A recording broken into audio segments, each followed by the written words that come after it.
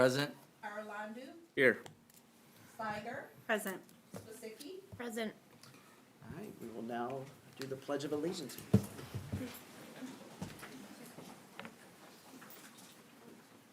I pledge Allegiance to the flag of the United States of America and to the republic for which it stands, one nation, under God, indivisible, with liberty and justice for all. All right, Tom, are there any items to add or remove from the agenda? Just one item. We had a request, if we can make sure we clarified that under the board discussion, there'll be a discussion about the board ambassador, student ambassador program. However, there's also the desire to have a conversation about those a student board ambassador program where student board members are sitting at the table and kind of being part of discussions and process. I think I've captured that, but it's a full-blown conversation for the board. It's the board's program, so any and all can be discussed during that time. Okay, thank you, sir. All right, celebrating successes, we would like to welcome Madison Schenk, a fourth grader at Grace McWayne Elementary School, and joining her is Jeff Modaff, the principal at Grace McWayne. Madison single-handedly proposed the idea of installing a buddy bench on the playground at Grace McWayne. She then developed and executed a fundraiser, raising over $1,200 for the purchase and installation of the bench. Congratulations, Madison. Please tell us.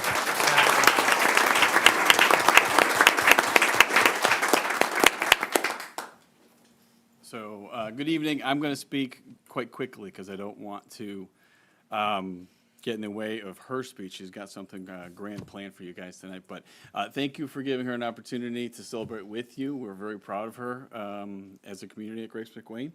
And like I said, I'm going to step aside and let her share the details. Thank you.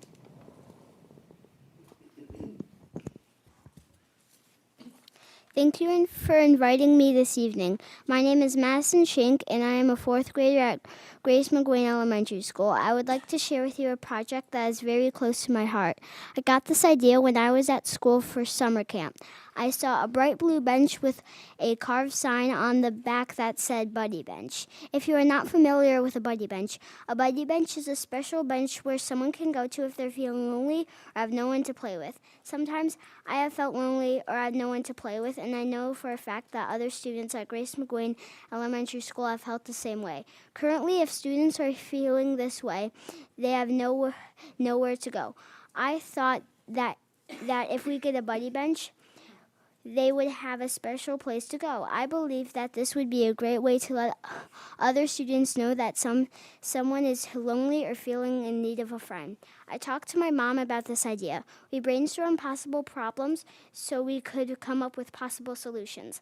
I did not want kids to be embarrassed or afraid to go to the buddy bench. Everyone needs a buddy sometimes, and the buddy bench is meant to help people and let them know they are never alone. It's not embarrassing to need a friend. I talked to my teacher, Mrs. Riggs, and our school social worker, Mrs. Acosta, about my idea. They loved it. Mrs. Acosta suggested I email my idea to Mr. Modaff. I emailed him my proposal. He said he liked my idea. Next, we needed to think of ways to raise money to buy it. I did some more brainstorming with my mom, and we came up with an idea where parents agreed to donate items that I thought were popular. I would then sell raffle tickets for these items. Mr. Modaff gave me approval to sell raffle tickets at our school's Winter Wonderland Festival. I decided to set up a table and sell tickets for $1 each. Mr. Modaff sent us a link to benches that were school approved and could not be stolen. I picked out the one I liked best. The bench would cost $1,166. I started to work right away. I found supplies on Amazon, a cash box, a ticket box, and raffle tickets, and made signs that night explaining what I was selling the tickets for. The night before Winter Wonderland, I was nervous that we wouldn't raise enough money, and I wasn't sure what we would do. But people were so wonderful. The donations and raffle tickets sales started right away. Everyone was saying they really liked my idea. In the end, my dad added up all the money that I was given, and it was $1,344. I was so happy. I got to go on the school announcements and say how much we raised and thank everyone for being so generous. I also got to announce the raffle winners for our prizes. Because we raised enough money, I wanted to see if we could do something extra to make the bunny badge even more special. My mom found a local business that would engrave a stone with a kindness quote. I chose for it to say, "Everyone needs a buddy sometimes. You are never alone." I want to say thank you to Mr. Modaff, Mrs. Acosta, Mrs. Riggs, Mrs. Grease, and all of the adults who encouraged me and donated to this project. I want to thank my family for all the support and love they have given me too. I am looking forward to seeing the Buddy Bench out on the playground this spring. I hope that people make new friends and it will encourage kindness. Thank you again for your time.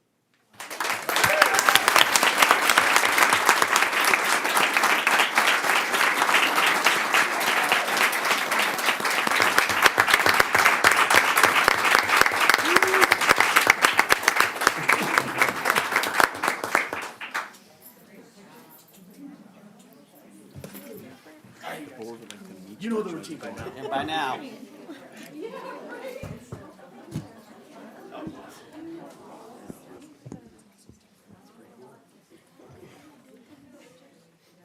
You're not crying, I'm not crying.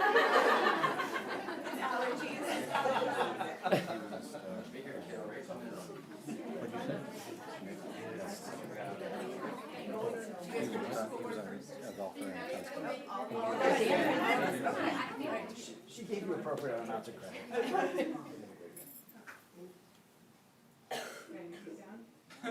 Great. 3, 2, already done. Thank you. One more.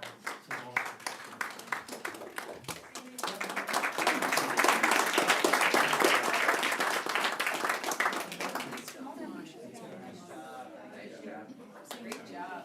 Very good. Great speech.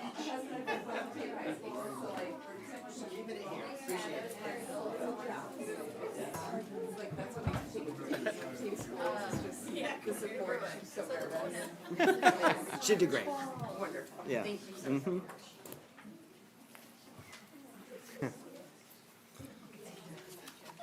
All right, sorry to anyone that has to follow that up.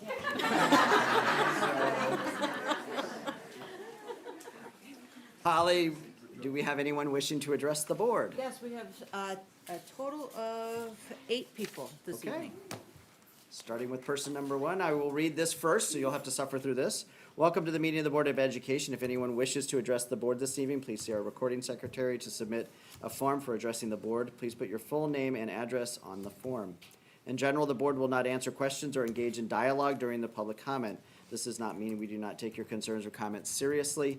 The board values active community participation in the district's endeavors, and encourages people to engage with the district using appropriate channels and systems designed with your input in mind. Board members are not involved in the day-to-day operations of the district and cannot engage in district business individually. If you have specific questions or would like to further engage with the district, you may submit your questions using the link on the website, and the appropriate staff person will communicate with you. All right, first person is tribute. Is Marissa Hunt.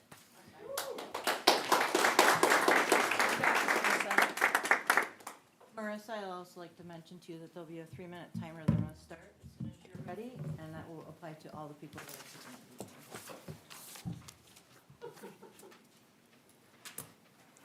Okay. Dear board members and Batavia families, my name is Marissa Hunt, and I'm currently an 8th grader at Rotolo. I'm here to talk about something that not only affects me and all of you, but the entirety of our community. Batavia sports are one of the most loved things about Batavia, from the IHSA cross-country regional teams, our basketball championships, to smaller groups like the All-League tennis. Well, as students and fans of Batavia sports, we want to add another sport that will get everyone talking, Batavia girls flag football. I was lucky enough to be part of the original club in early January of 2025 and get it started during the summer of 6th grade. Me and Tori, who I'm also here with tonight, met with our head athletic director, Mr. Lester, to get it started. Girls flag football is projected to be one of the biggest sports following the 2026 season into 2027. It not only gives girls the chance to grow in athletic ability and versatility, it also gives them opportunities that they might not have had the chance to get otherwise. One of the first things I loved to do with my dad was sit down on Sundays and watch Bills games, and it became a tradition every week. When we couldn't watch the game, we would go out to restaurants or listen to it on the radio. As I got older, I started asking questions and really getting to know the sport. I was lucky enough to do that so early and put in place those memories, but some girls weren't as lucky. I've heard so many stories about how after the girls' flag football club at Rotolo, so many girls have now been able to connect with their dads and even brothers in a way they couldn't have before. Now, many of our girls are playing outside of Batavia sports, learning how to be better athletes, teammates, and playmakers. We are growing with new and amazing players from all over, but we would much rather be playing with our friends and family. I've had so many of my friends hear me talk about how much I love the sport and how much I've grown, and ask me if they can play with me, and I wish I could give them the answer that not only they want, but we want as well. Currently, me, Malin, and Tori are playing in a league called G7, and we're playing national tournaments. This weekend, a select group is heading to Florida to play in a tournament where 8 countries will be going to, with over 1,000 teams and over 10,000 athletes, with 1 championship broadcasted across ESPN, across national networks. Yes, these are rough statistics, but it still proves how dedicated and important the sport is to the girls in our community. Thank you so much for letting me speak here today, and I just want you to know that this sport means so much to not only me, but everyone else in this community.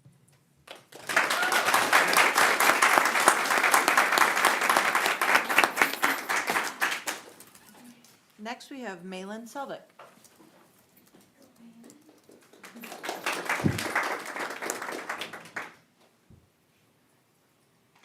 Good evening. My name is Malin Selvik. I currently attend Rotolo Middle School, and I will be a freshman at the high school next year.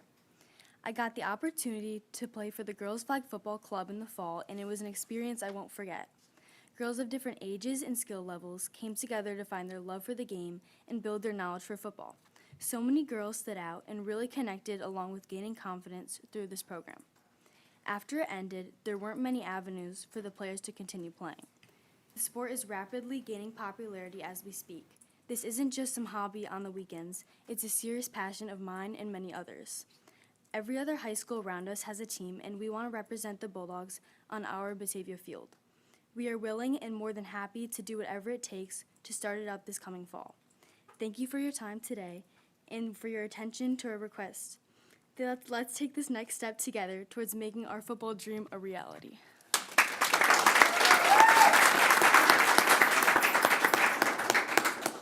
Next, we have Tori Bruno.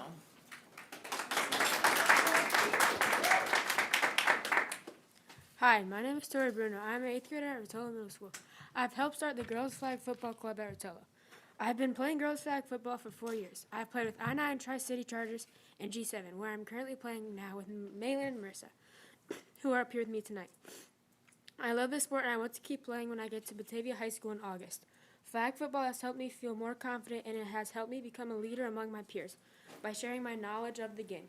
It has also helped me connect with students I might not have met if football didn't bring us together. Right now, the option for me and my teammates playing in high school does not exist, but it could. You can make an impact by having girls flag football get introduced at Batavia High School and allow the RMS girls flag football team to become the BHS girls flag football team. I am here to ask you to please support adding girls flag football to the 26-27 school year. Please encourage the athletic department to schedule an interest meeting so students like me can show how many of us want to play when we get to Batavia High School. Thank you for listening, and thank you for supporting students like me that want to keep playing in high school and maybe even college.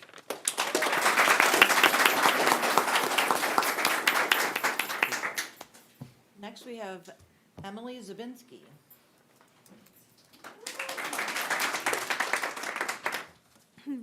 Good evening. My name is Emily Zabinski, and I'm a 6th grader at RMS. And this past fall, I played girls flag football. I'm interested in playing girls flag football in high school because it is a very active and challenging sport. For several of my teammates who played this past fall, it was their primary sport. There were quite a few 8th graders on the team, and a lot of those girls want to play next year. Given the large interest in flag football, there will be plenty of girls who want to play in a future program. Currently, BHS does not have a girls flag football team. Students love representing their school, and without a BHS team, girls will have to go elsewhere to continue playing flag football. If the high school gets a flag football team, It will not take up a lot of resources because the girls' team can share the football field and there is less equipment involved in the sport compared to tackle football.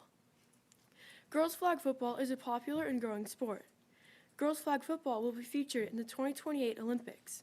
Batavia is falling behind by not having a girls' team. The Batavia community embraces boys football. There is enough school spirit in this town for it to embrace both the boys and girls football programs.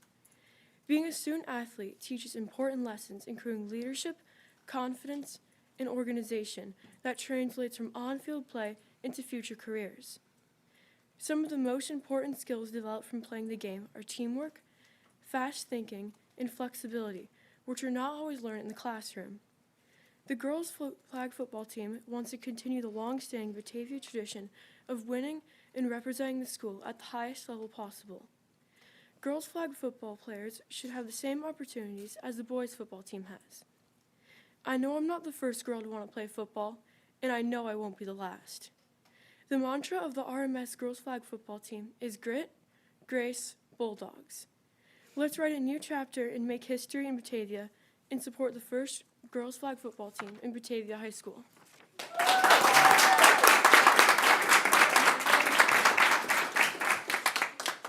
Next, we have Leah Zimbera.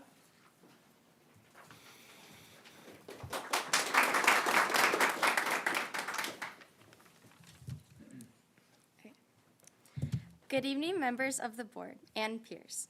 My name is Leah Zimbarov, and I am a junior at Batavia High School. I am here tonight to advocate for the addition of girls flag football for the 2026-2027 school year and years to come. I understand that adding a new program requires careful evaluation, and I'll acknowledge that consideration of space, finances, coaching, and long-term stability all matters. However, girls flag football would not just be a temporary addition to Batavia athletics. It has been officially sanctioned sport through the IHSA for a while now, and participants will and continue to grow across our communities and nationwide. Many surrounding schools in our conference have already implemented successful programs. They face similar challenges that have been brought up with the surrounding matter, yet they made it work. This tells us that it's not an unrealistic goal, and it's achievable with proper planning. Interest in Batavia is strong, like you can see, and I have spoken with numerous female student athletes who are ready to participate. In response, we also started a petition to further show support for this cause and demonstrate the measurable demand at hand. As of today, we have received 918 verified signatures from students, parents, alumni, community members, and the number is likely to grow. While there is an estimated financial investment, sustainability can be supported through community partnerships, booster involvement, and careful scheduling within existing facilities. Every successful program at Batavia once started from the ground up, and I believe growth requires a beginning. This represents more than just an expansion of our athletic programs. It's also about opportunity, equality, and giving female students the chance to compete in one of the fastest growing high school sports in the state. I respectfully urge you to take the next step in making this program a reality. Thank you very much.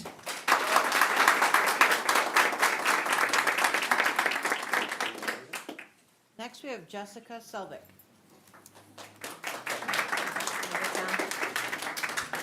Hi, thank you. I'm Jessica Selvik. My daughter is Malin. She's an 8th grader at Rotolo, my oldest. I have 3 other students younger in the Batavia School District. We love it here. Watching this club, these girls are awesome. You can see their passion. They are talented. They deserve a chance to play. A lot of them play other sports. They are fast. They are dedicated. Watching them was incredible. The 3 coaches are here to support them, and it was so awesome. I just want to ease your mind. There is a ton of support within the community as parents.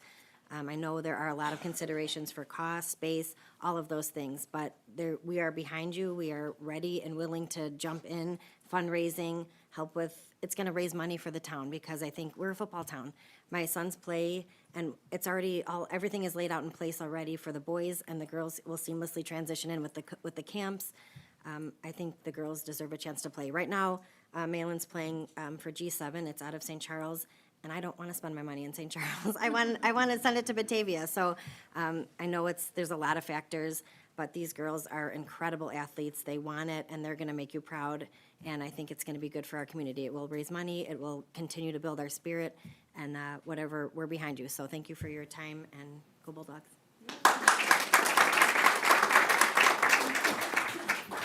Next, we have Don Husk.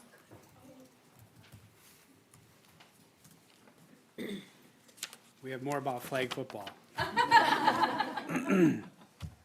Good evening. First of all, thank you all for your time serving our community. I wanted to highlight a few important points. First, scholarships. Girls flag football is now an established and rapidly growing sport. More than 2,000 scholarships for flag football are expected by 2028. The NFL has committed $32 million to the sport, and it will be, as mentioned earlier, in the Olympics for 2028. Flag football is the next big thing. Second, behavior. Students who participate in school activities have increased attendance, grades, test scores, and graduation rates. One RMS parent shared how a student who had been struggling behaviorally turned things around through flag football. Being part of a team provides structure, mentorship, and connection, and students rise to meet those expectations. Third, confidence. A coach told me my daughter's confidence grew tremendously during the season. By the end, she was leading stretches and drills, and tonight, she was the first speaker for flag football. That confidence carries into the classroom and into life. So what are we asking?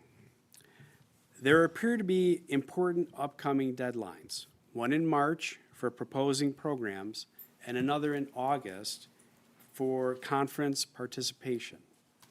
Parents and students are unclear on the process. We're asking for transparency and communication about the district's plan. This is about opportunity growth and leadership for our girls. At similar schools, participation has been strong. 80 girls joined Wheaton North's first team for flag football. Batavia families are ready to support this, and we will do what we need to help. What students need now is certainty. If you build it, they will come. Thank you.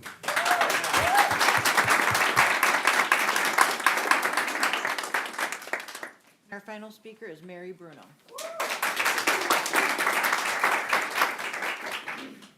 Good evening. My name is Mary Bruno. I'm a proud parent of 3 students, Mia, Bella, and Tori, here in the district, and a Rotolo girls flag football parent coach. Sports unite people. They teach leadership, confidence, collaboration, and resilience. They give students skills they carry beyond their time here in Batavia. In our district, we proudly say, one town, one team. What does that truly mean? And does it mean all students? Not long ago, one of our Rotolo girls in 8th grade asked me a question. Coach Bruno, will I be able to play flag football at the high school? She wasn't trying to start a movement or create conflict. She was asking because she found something she loved, something that gave her confidence, a sense of belonging, and pride. In fact, during the season, one of her teachers reached out to Coach Annie Frico to share how impactful being part of the Girls Flag Football Club had been for this student, academically, socially, and emotionally. That question, that impact, is why we're here tonight. Student interest is strong and documented. At Rotolo alone, we've seen strong participation, averaging 37 girls at each practice, leadership development, and a clear pipeline of athletes who want to play in high school. Batavia is currently the only school in Duquesne Conference without a girls' flag football team slated for the 26-27 school year. We understand that adding a sport is complex. We understand the challenges around space, staffing, and finances that have been shared with us. What has been challenging for families and students is simply understanding the process. It becomes difficult for students to know what to expect, and that's hard for kids who are showing up and asking pretty respectfully to be heard. Mr. Kim, when you came to our district, you said you wanted to be a champion for all kids. Well, one way to be a champion for kids is to recognize where opportunities are emerging. Girls flag football is no longer just growing locally. Colleges across the country are beginning to recruit female athletes and offer scholarship opportunities to play at the next level. Those opportunities are new and programs are developing. Schools that move early give their athletes a meaningful head start in skill development, exposure, and opportunity. We are not asking for shortcuts here or special treatment. We are asking for partnership, clarity, and a path forward, one that positions Batavia not behind the curve, but leading with it.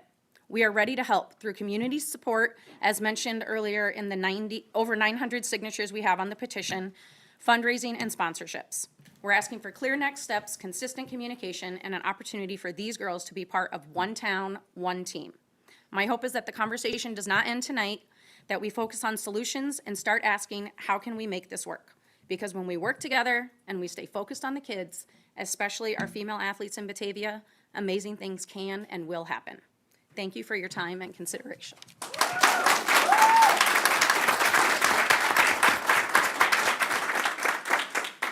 Well, thank you, everybody, for coming today.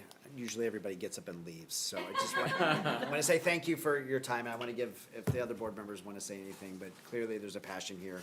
Clearly, I appreciate the students coming, and I definitely appreciate the parents supporting and those that volunteer to help it, and at a minimum, that program that happens right now. So thank you very much. Anyone? You might want to say something. So, in transparency, I was one of the parent volunteers of the girls this fall. I spoke about it quite a bit at a lot of board meetings, and it was an incredible experience, incredible group of kids, family supporting it, and I know it's going to happen, and when we do it, we're going to do it the right way, and the kids are going to shine when we do that. So it was great to see everyone up there speaking. You did a magnificent job of representing yourself and the rest of your teammates, so great job. Thank you very much for coming today. Appreciate it. All right, take care, guys. I mean, you can stay if you want. Got consent agenda coming up. Very exciting. Don't have a student ambassador. Grace isn't here, is she? Yeah. Oh, there she is. Okay. She was hiding in all the other kids. It's a very nice pen. There's no best bud. No best bud nor BEA? I was gonna say, I didn't see him hiding in the back. No. Okay. It's you. Thanks for sticking around, Grace. Mr. Mickle can move to the front, his family. The Mickle family can move up. Yeah. Grace, you are our BPS partner for the night? Yeah, you're it. Yeah. Yeah. All my friends left. They still love you anyway. It's Aw, fine. thanks. I have no Kaya today either. It's just me. Actually, she might come in a little later. We will see. I just need to get the presentation up. Take your time. Actually, before I get there, while I'm trying to pull it up, I played football. Not to talk about it more. I played up until they started tackle, and then I wasn't able to play anymore because I personally wasn't comfortable doing tackle football. But I think if this was an opportunity I had, I would have jumped on it. It was so fun. I still practice with my brother to have some hints of football in my life. So this is just, I know I'm a senior and I'll be graduating, but this is a legacy I'd be super happy to see left behind in Batavia. So I'll voice my support even though we heard everybody else. More on sports. As we know, Batavia is great with our sports. We have so many wins all the time. The track season is starting up and is always rapidly growing. They just had their first meet on Valentine's Day, so just last weekend. We had so many wins. I'm gonna be honest, I don't know what most of the different terms mean for what they're doing in track and field, but we had a lot of wins. And I was debating on whether I should say all the names or not, but a win is a win, and I think they all deserve to be recognized. So our first place wins, I have a ton of names across all 4 grades. We have Elizabeth Wendy, William Houston, Aiden Punzio, Jeremy Schiller, Avery Hacker, Jabari Buckley, Edward Pulaski, Gavin Pecor, Andrew Collada, Olivia Graham, Thomas Contreras, Darren Ashuro, and Charles O'Brien. So those were all of our first place winners, and we had so many across the charts. And then for triple jump, Abby Worth just set another record for indoor, which is awesome. She's a junior, so she has another year left. She's on the top right. We have a nice little picture. She's awesome. I do band with her. But our track is doing great. And I noticed that people really are drawn to that community, just like how everybody treats each other is a great space. So I'm glad that we're fostering that in Batavia. For basketball, that's still happening. Boys basketball, they won their Batavia versus Geneva meet, which love all the wins, but Batavia versus Geneva is extra special. So congrats to them. And then girls basketball, Duquesne Conference Senior Awards. We have one for Peyton Halsett and Allie Thomas, which great. Our girls basketball is wonderful. They just had their senior night, and tonight actually is their regional semifinals, so I'm rooting for them. I'm sure we'll do great. Wrestling is kind of in that mid to end season. There were sectional wins for both the girls and boys teams, and they're off to state soon in Bloomington. We have qualifiers Lily Enos and Kai Enos. They're siblings. Lily is graduating, and Kai's an underclassman, so we'll have some great wrestlers. That's all for sports, and then for clubs and events, always big things happening. The winter dance is coming up in the next 2 weeks, I think. The theme is City of Lights, so like a La La Land theme, I think. That's one of our new dances, and it's a great community. Everybody's talking about it. It'll be super fun. Tomorrow, National English Honor Society is off to Chicago. I will be there during school. We're watching a rendition of Hamlet, and it's going to be a play. I just think that's a super fun opportunity. I don't know many other clubs that take trips out to Chicago, so I'm excited to get to learn more about that, especially because we read the book in AP Lit, and now we'll get to see like a different interpretation of it. I'm very excited. Key Club's off to our state conference. I talk about Key Club all the time because I love it. Big Key Club fan. It's called District Convention and Leadership Conference. We're going this Friday. We have 5 state officers. It's kind of our last time to recognize them because they'll be ending their terms then. But we actually have one student at Batavia. Her name's Emmy Stroniak. She's a senior. She was part of one of 2 people who planned the entire event for over 500 people. We're so endlessly proud of her. Batavia has a great pathway for Key Club. It's our service and leadership club at the high school. So we'll be off in Springfield this weekend representing each other. But 5 state officers on a team, I think there's 40 high schoolers. It's all student-led, is really great representation coming out of one club. So we're super proud of them. Scholastic Bowl on the bottom right, Novak won all Duquesne Conference Award. Super proud of him. That's like our trivia team, and we have some more competitions coming up, but we had our big conference game, and he won that award. Then Youth and Government, we had a rose fundraiser. We just wrapped those up and sent them off. There's a picture of me with Chelsea Booth in kind of the middle bottom. They're like chocolate roses. We put little notes on them and sent them out through the school. We had to go and buy more roses because we sold out. So that was a super great fundraiser, and that'll help send us to Springfield in March, end of March. Sounds right. So we'll bring our bills there and have that fundraiser helping us out. Esports Duquesne Conference Tournament is coming up. BSU has had some really huge things. They had their BSU Cafe, so they just have such a great community. It's really great to see them. I went to one of the meetings. It's just so inclusive. We love it. And then bottom right, that's a picture from the History of Hip Hop event. They had it at the BFAC, and I think the middle school came too, because my brother was telling me about it. Their like teachers went up on stage and were doing fun. It's just a great way to immerse our kids in the different history of different factors in media. Then for music and drama, there's always something happening. That's where Kaya is right now with Swing Singers. The Government Inspector, I think that's the next slide. Government Inspector was the play they most recently did. I went, it was hilarious. Kaya got to like help direct it. I think she was assistant director.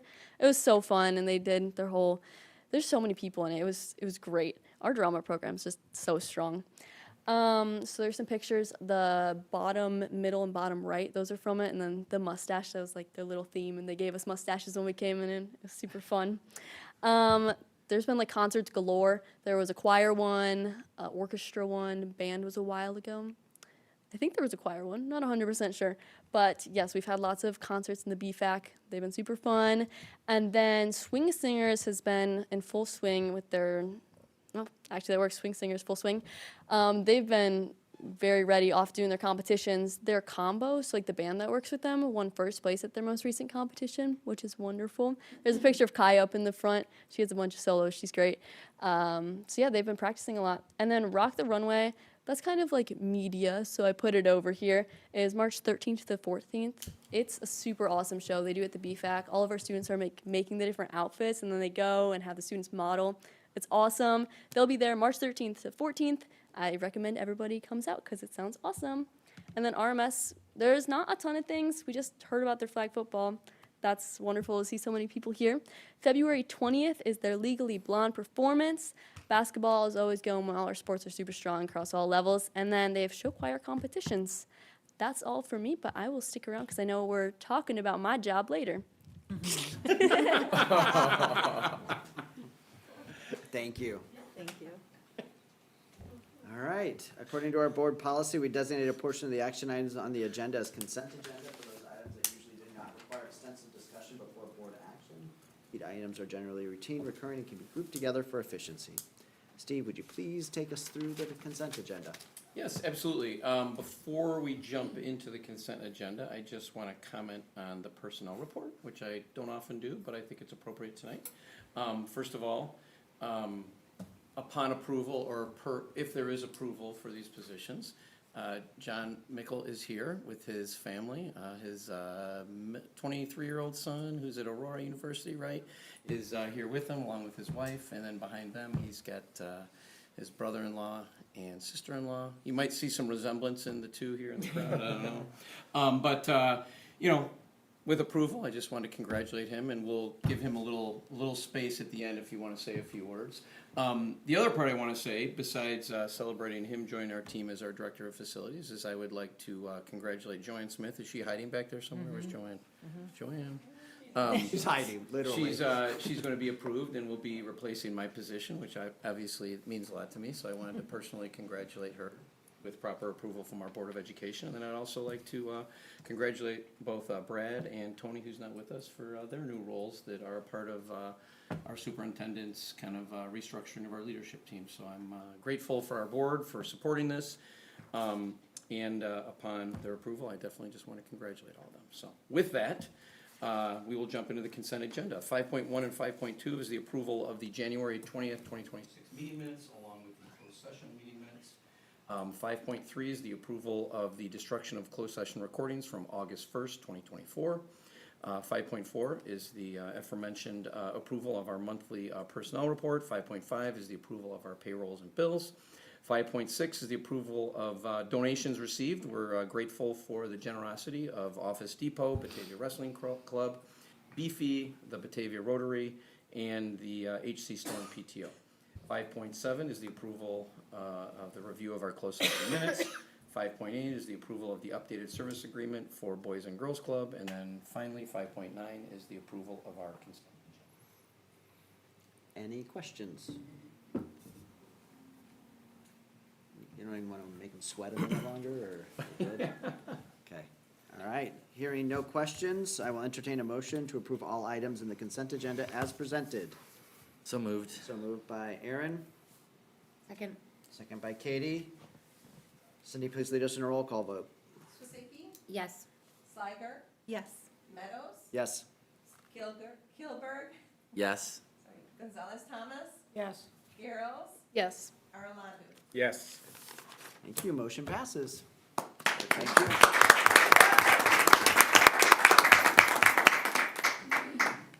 Education members, administration, and my family for coming out. I appreciate it. Just want to say I've been waiting about a month to hear that, so that's awesome. I'm super excited. I've been hiding it and holding it in. But no, I'm just really excited. Batavia has a tremendous respect and just reputation out in the world of the education, out in the education world, as far as the education process, fine arts, and also athletics. So I'm really excited to continue the work that Mark Anderson has done and expand on that through the Warm, Safe, and Dry initiative, and also look at other critical small and large projects. So just really excited to get started with my team, and can't come soon enough, but I know we got some time, but really excited. Thank you so much. I really appreciate it, and I look forward to working with everyone. So thank you. Thank you. Congratulations. Can we get a picture of the family with you guys, please? Yep. Of course. John, just so you know, your current superintendent will no longer speak to you. She's already told me. She's told me that. She's not. I know. That's okay. Like, She will. Concerning there might be a program I have to get in the back row. So Yeah, they were gonna come over here. Yeah, it's a little different. I know all that. Get out. Sorry. You're good.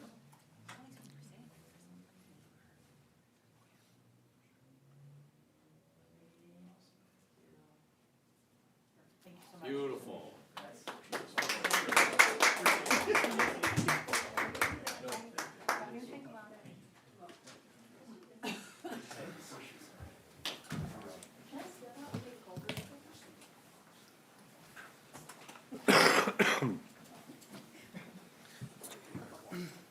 All right, FOIA requests, Tom.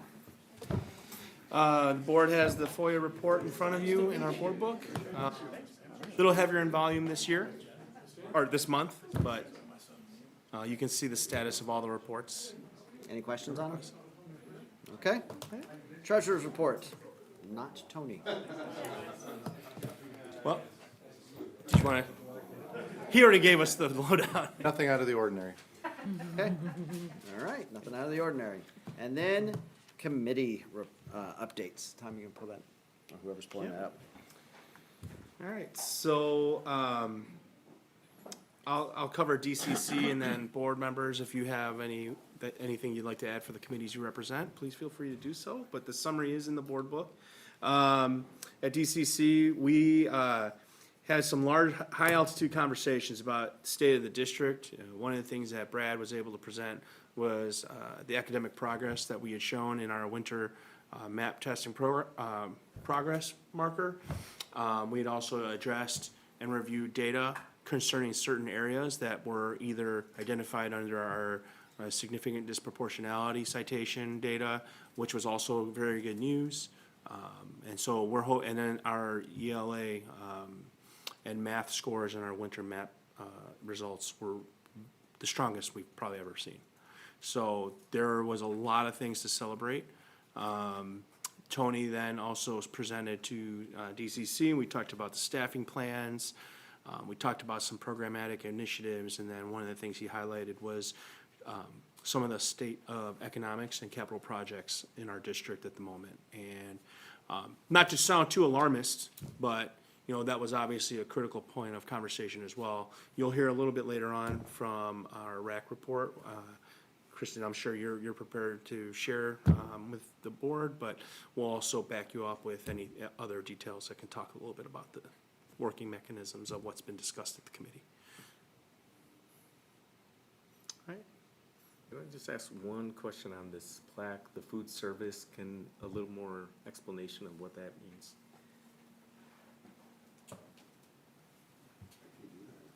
I think you would be appropriate to do that. So actually, that was part of the RAC conversation. It's not really professional development. But so basically, we've got our K-8 program is on the National School Lunch Program, and then our high school is not on the National School Lunch Program.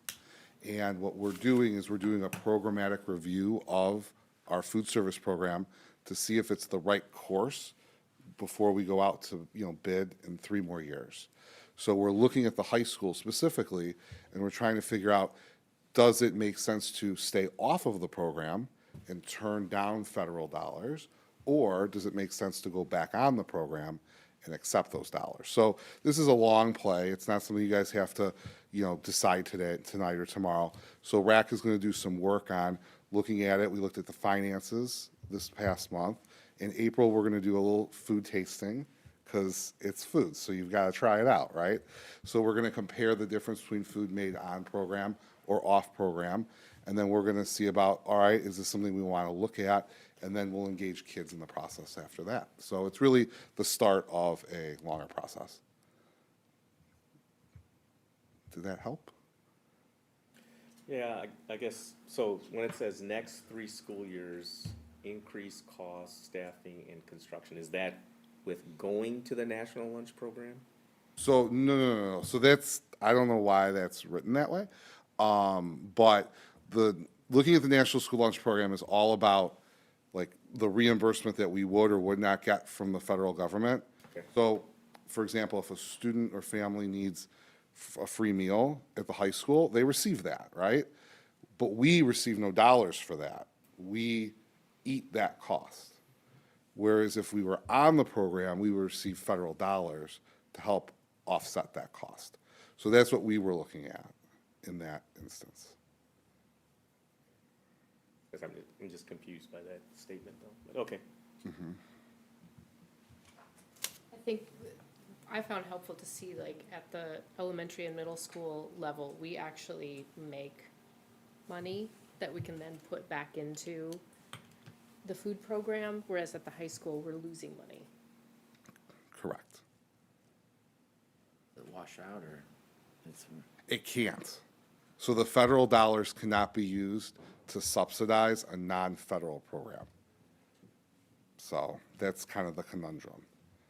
So at the elementary level, we have to look to reinvest those dollars to support our kids in that program, which is what we looked at the committee in the Keating and the Alto Shams. They're cook and hold units so that the food could be made more on site, so that it's better quality for the kids instead of being made at Rotolo, put in a hot box, shipped at 8 a.m. to the school, and lunch service ends at 1.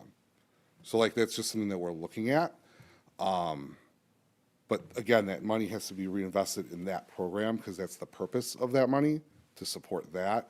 Whereas the high school, since we've elected not to take federal dollars, we can't use federal dollars in that program.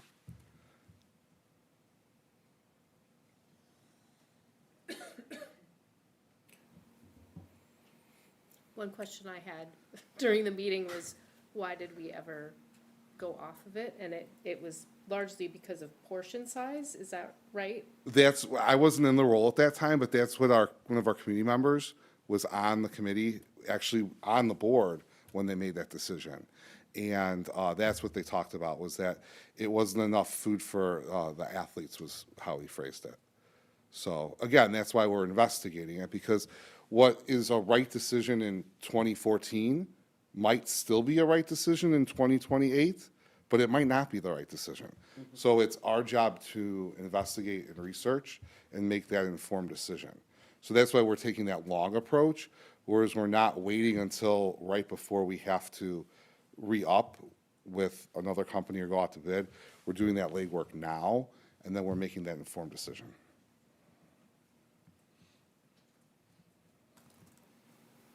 Thank you. Yeah.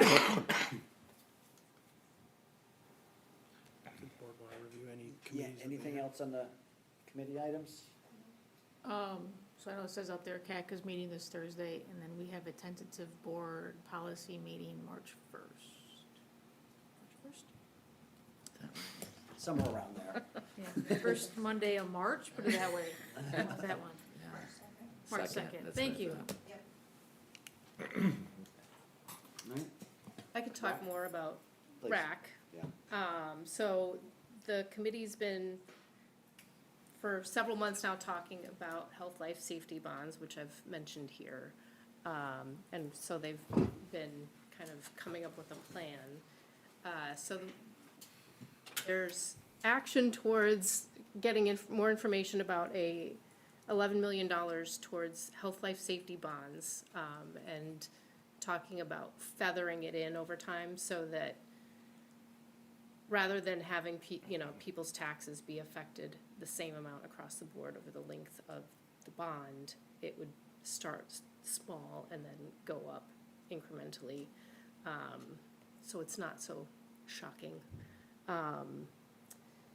So, Josh, when is that going to be brought? Like the details going to be brought? Well, that's a really good question. So the committee is recommending that path for Tom to think about and to maybe bring to you guys as a board. I think there's a lot of factors that go into that. So there's a lot of things that Tom has to weigh, because ultimately, first, do you guys know what a health life safety bond is? Okay, so let's start there, right? So every 10 years, we have to do the health life safety survey, and it says certain items that we have to do within a year, we have to do in 5 years, or we really should look at doing. And that costs money, right? Anything we do costs money. And this is really about things that are in the Warm Safe Dry plan or our systems that are failing, like fire alarms. They're not like really exciting items, but they're very necessity important items. And now we have the opportunity, because the law changed in 2024, to allow the school board to issue bonds, to get money and issue debt, essentially, to get this work done. Now, we can't just willy-nilly decide what this work is.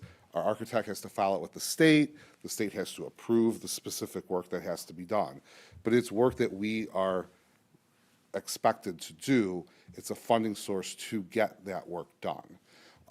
And Mark can speak to this better, but the Warm Safe Drive plan is what him and his team are working on, and what's happening is every year, the costs of doing that work has gone up way more than we expected.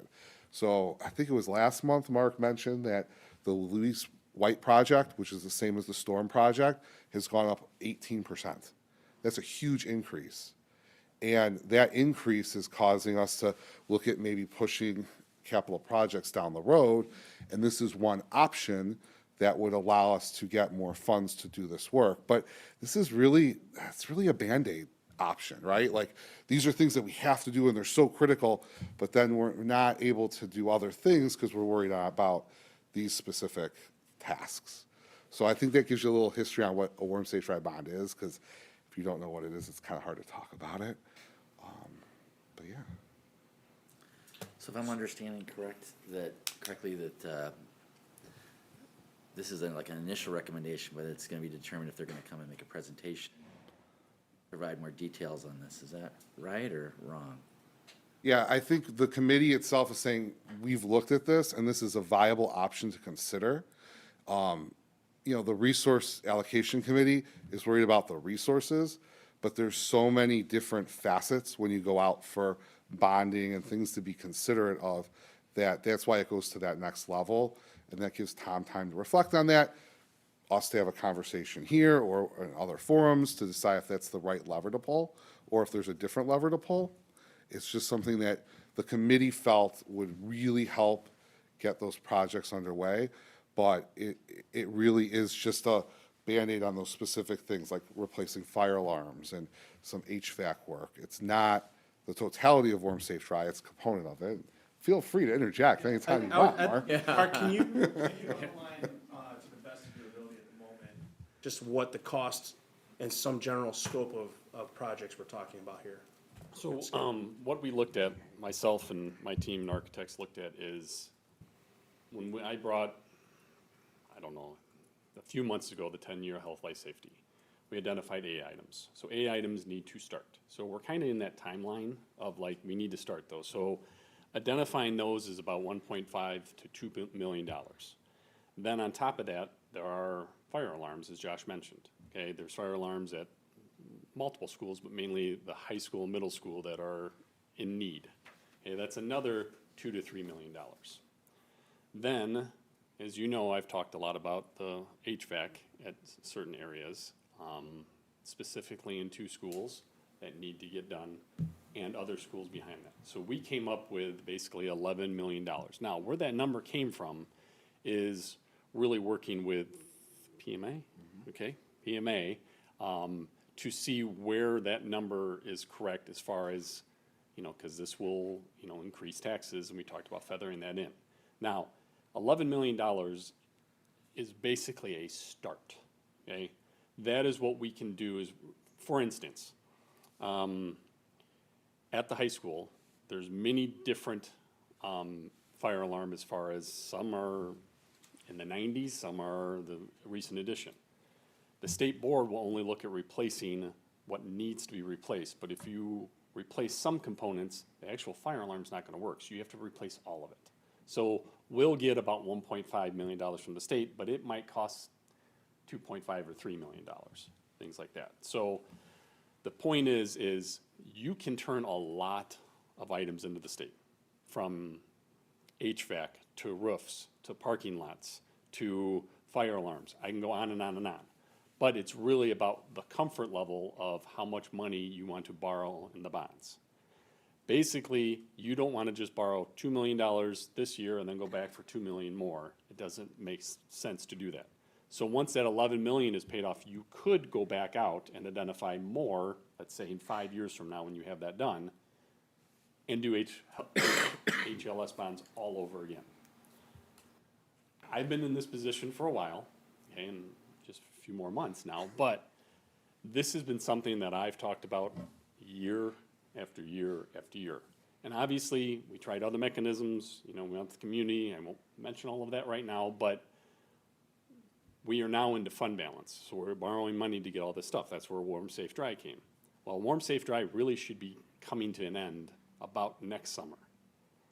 Warm Safe Dry, when the initial plan, when we initially brought this, it's at least 3 to 5 more years before we get done what we initially wanted to do about 4 years ago.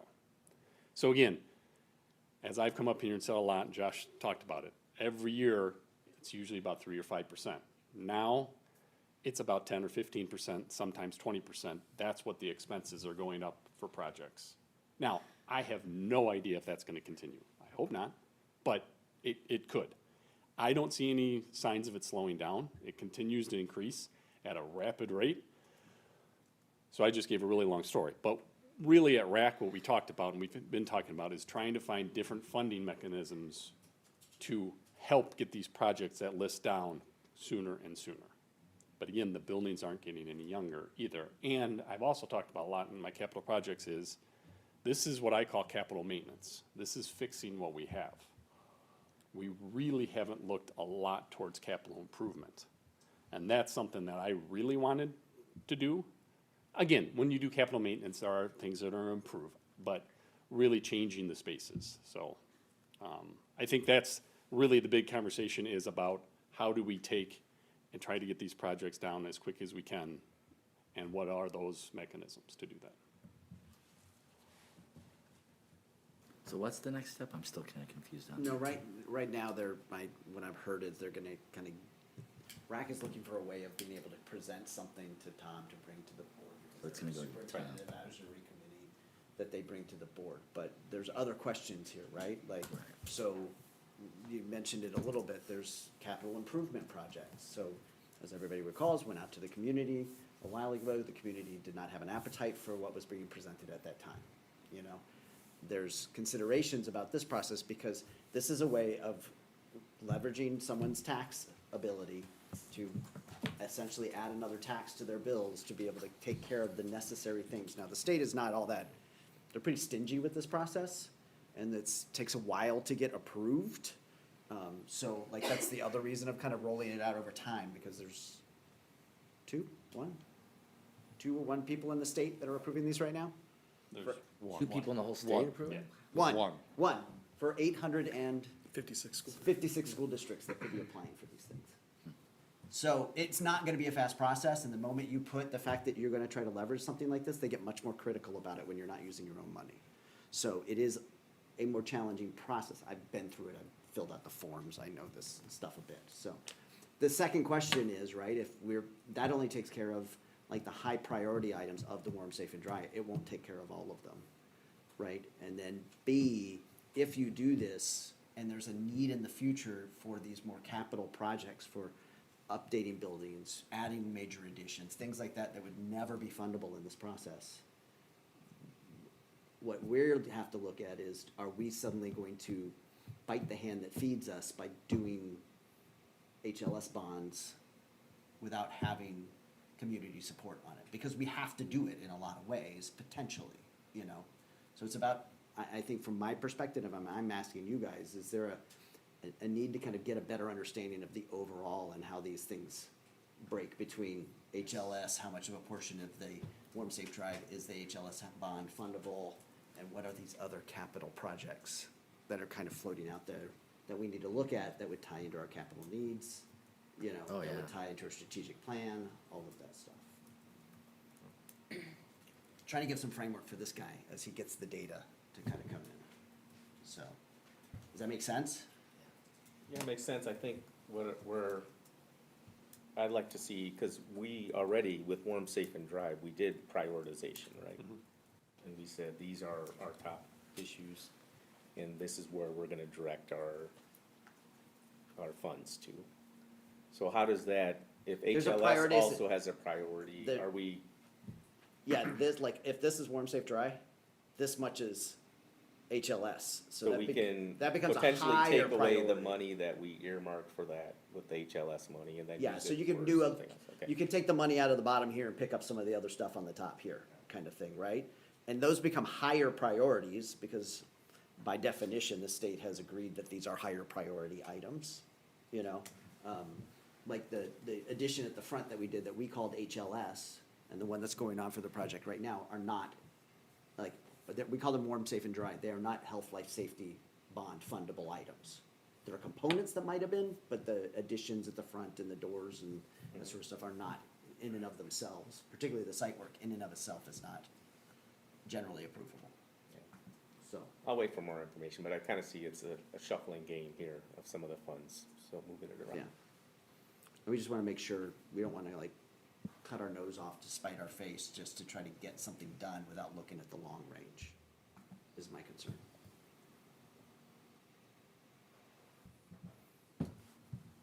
Any, make sense? Is there anything else that you think that RAC needed to hear before you guys start planning on how to present this to me before we go to the board? I don't think so, no. I think understanding a little bit from me as to what that amount, 11 million kind of translates to project-wise and taxpayer-wise, like if you look at it per $400,000 house, what that means is important for us to know, because if it's, 75 cents a year, maybe that's not as Yeah. terrible as we think it might be. So, all right, so if we were to do just a straight 7-year payback on a median home is 440,000, it would be $155 a year. Okay. Like, And that's the 11 million. yeah, That's the 11 million number over a 7-year. Okay. And that's not doing any of the feathering that we talked about that we can do, or getting, more financially savvy with it. Just that straight, like it would be 7 years, 155 on a median home in Batavia. Just to put some context into it. So one of the things that I've asked, as Mark and Tony met with me to talk about what the RAC recommendation was, a better understanding and more complete picture, kind of, Rob, I think to your point, of what our project list looks like. I'd like it updated. I'd like to see what actually has been completed through Warm Safe Dry and what still is outstanding as a priority item from when we approved in '23. But then on top of that, what is the new maintenance requirements that are coming online now that we'll have to address? And, what the scope of cost is going to be for that. The example I'll give you, Mark, please correct me if I'm wrong, but the example I'll give you is Hooverwood and Grace McQueen are two of our newer constructed buildings. Not a ton of work has gone into the maintenance as the other buildings on our ground, all of our campuses. Well, those are coming due, those are 25-year-old buildings now. So there's gonna be some huge maintenance work and if, we don't wanna continually defer that maintenance, right? Because then it becomes a critical project that has to be addressed. However, if what we already are still trying to accomplish with Warm, Safe, and Dry now gets longer as a list because now we've got Grace McQueen and Hooverwood coming online to be addressed. That bottom line number, the ticket number I need to know is whether or not the squeeze is worth the juice for the board. Because if we're gonna continue to piecemeal things, even the feathering concept, which I think is a totally fair concept to be introducing, the problem is it's outpacing inflation. Or inflation is outpacing that type of strategy right now. At least for right now, the economic conditions have shown that. So, at the end of the day, it goes back to this, even the concept that when we went forward the project, we did toy with the idea, could we take care of Louise White and HCS at the same time to avoid the situation we came into? But we were told we would not get the responses that we would want from our bid process. People would not take our bid. Right, Mark, if that was pretty accurate. It's really about the timeline of the summer to Right. get that amount of work done in that timeframe. Right. So, there's more to come. I think the idea of what exactly are we dealing with, how much would HVAC systems, cost us, for example, if we're gonna, aggressively attack the issues at BHS and the C-Wing. Those of you might remember pictures of pipes bursting in the univents, flooding, literally flooding. I've never seen anything like that. That's really a learning environment situation that needs to be addressed. And I know Mark and his team have done so much and as much as they can to keep this operational. We are really lucky, I think, that we've had a rather mild winter with the exception of that one event, the exposure of temperatures. Other than that, it's been a pretty mild winter, and so we've been happy with that. Mark, I probably just jinxed us, didn't I? Maybe. But, so anyway, those are some of the considerations that are playing out right now. We will bring more back to the board once I have a better understanding of what the recommendation means and looks like. All right.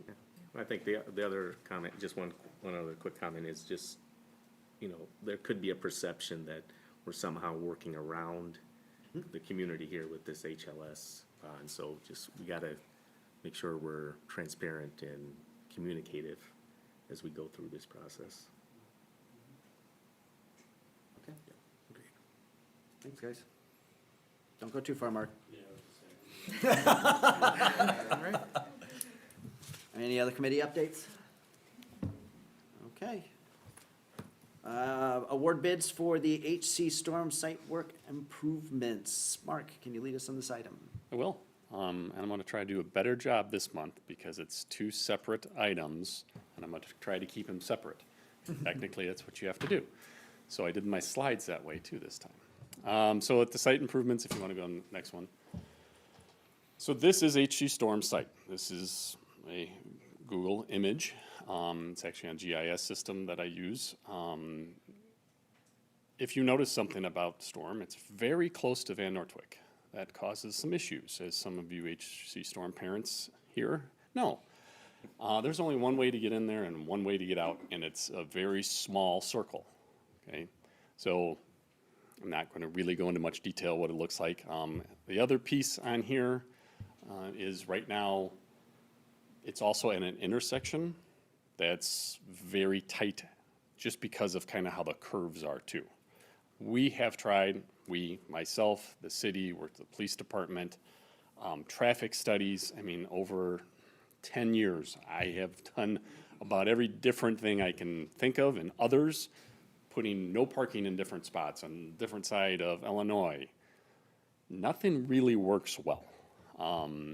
That's why you can see those lines on there. Those are sidewalks, by the way, the like neon green ones. Off to the west, the subdivision, there's a path there. We did that a number of years ago. It's a walking and biking path. Lots of kids use it. Again, we're at a point now where it becomes, this is the only school that has bus and car lane traffic together. If you want to go to the next slide. This is more what Craig sees all the time. So this is just a current site layout drawing. This is what it currently looks like. So you can see trees and, you know, different things like that. There's a reason I put this on here, because if you go to the next slide, this is the very clean, new site layout drawing. So what this is basically what you have to do is you have to make sure a fire truck and a bus can turn around anywhere in the curves. It can do that. So if you look, north is up, so if you look to the north, kind of like northeast point, that is going to be a new entrance right there. So that will be coming off Van Nortwick, and it will be a one-way in. Okay, so this will be the parent drop-off. So obviously the staging area will be much bigger at this point. So they come in off of there, and then they go out the current exit, which is not changing at all.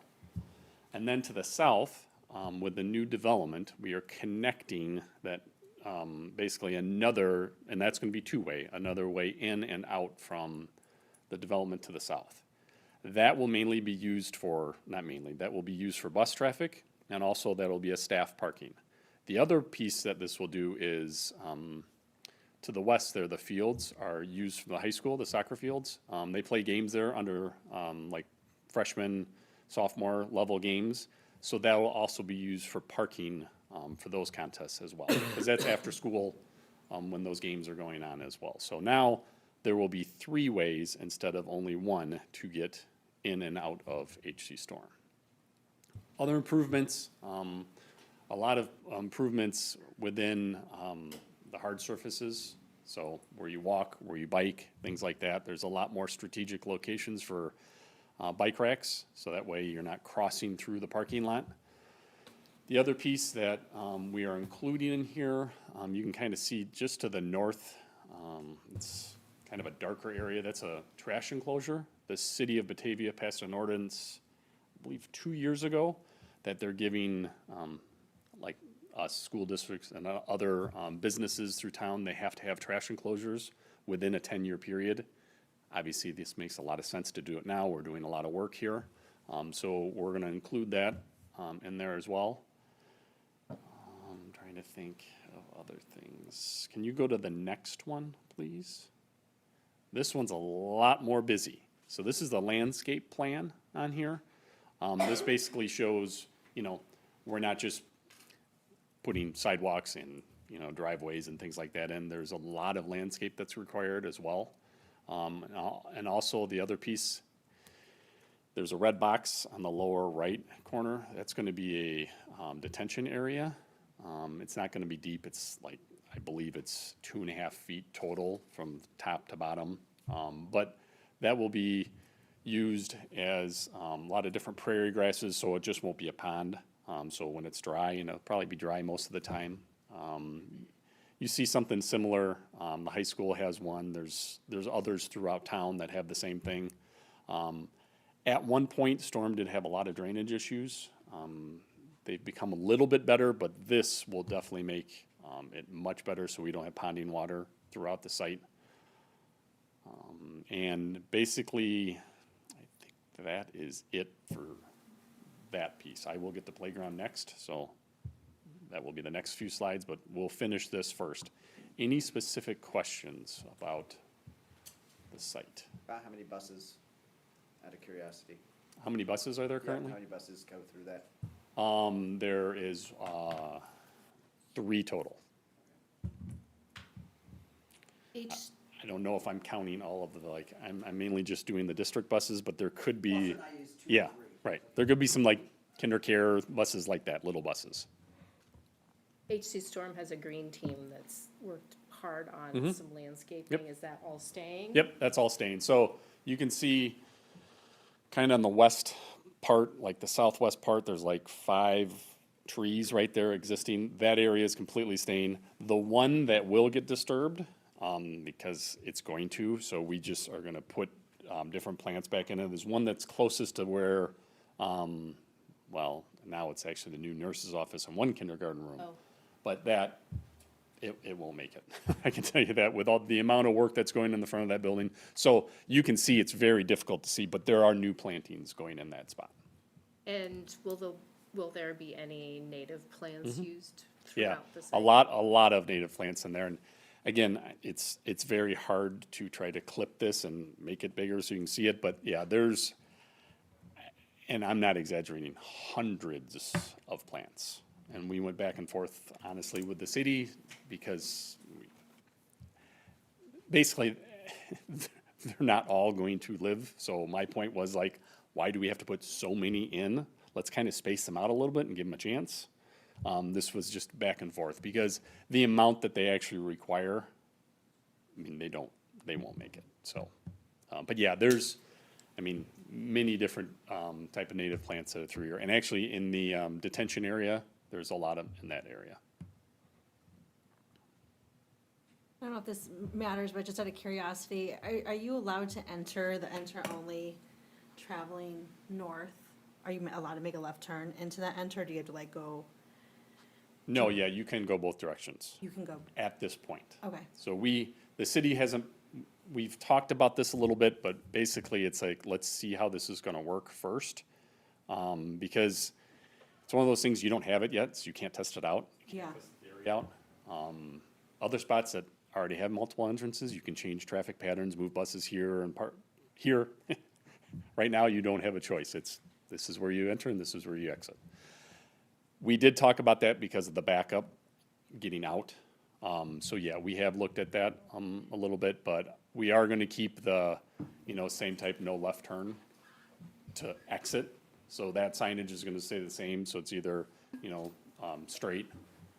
Actually, it's only gonna be straight, actually, or right now, you can go right, because that'll be different, because, so yeah. There will be updates on signage as well, but that one, not yet.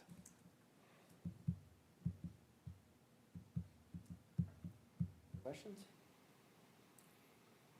Okay. Hearing no other questions, anything you want to talk about the bids themselves, or are you good?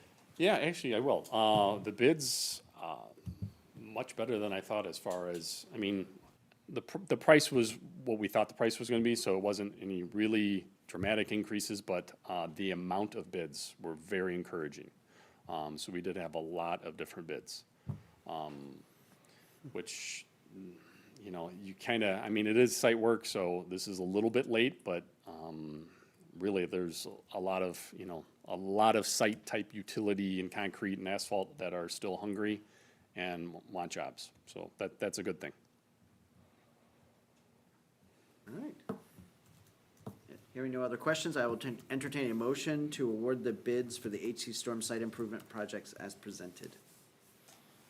So moved. So moved by Raquel. Second. Ooh, tie. I'm gonna give it to Danielle, 'cause- Okay. yes. Second by Danielle. Cindy, please lead us in a roll call vote. Gonzalez Thomas, Yes. Slager, Yes.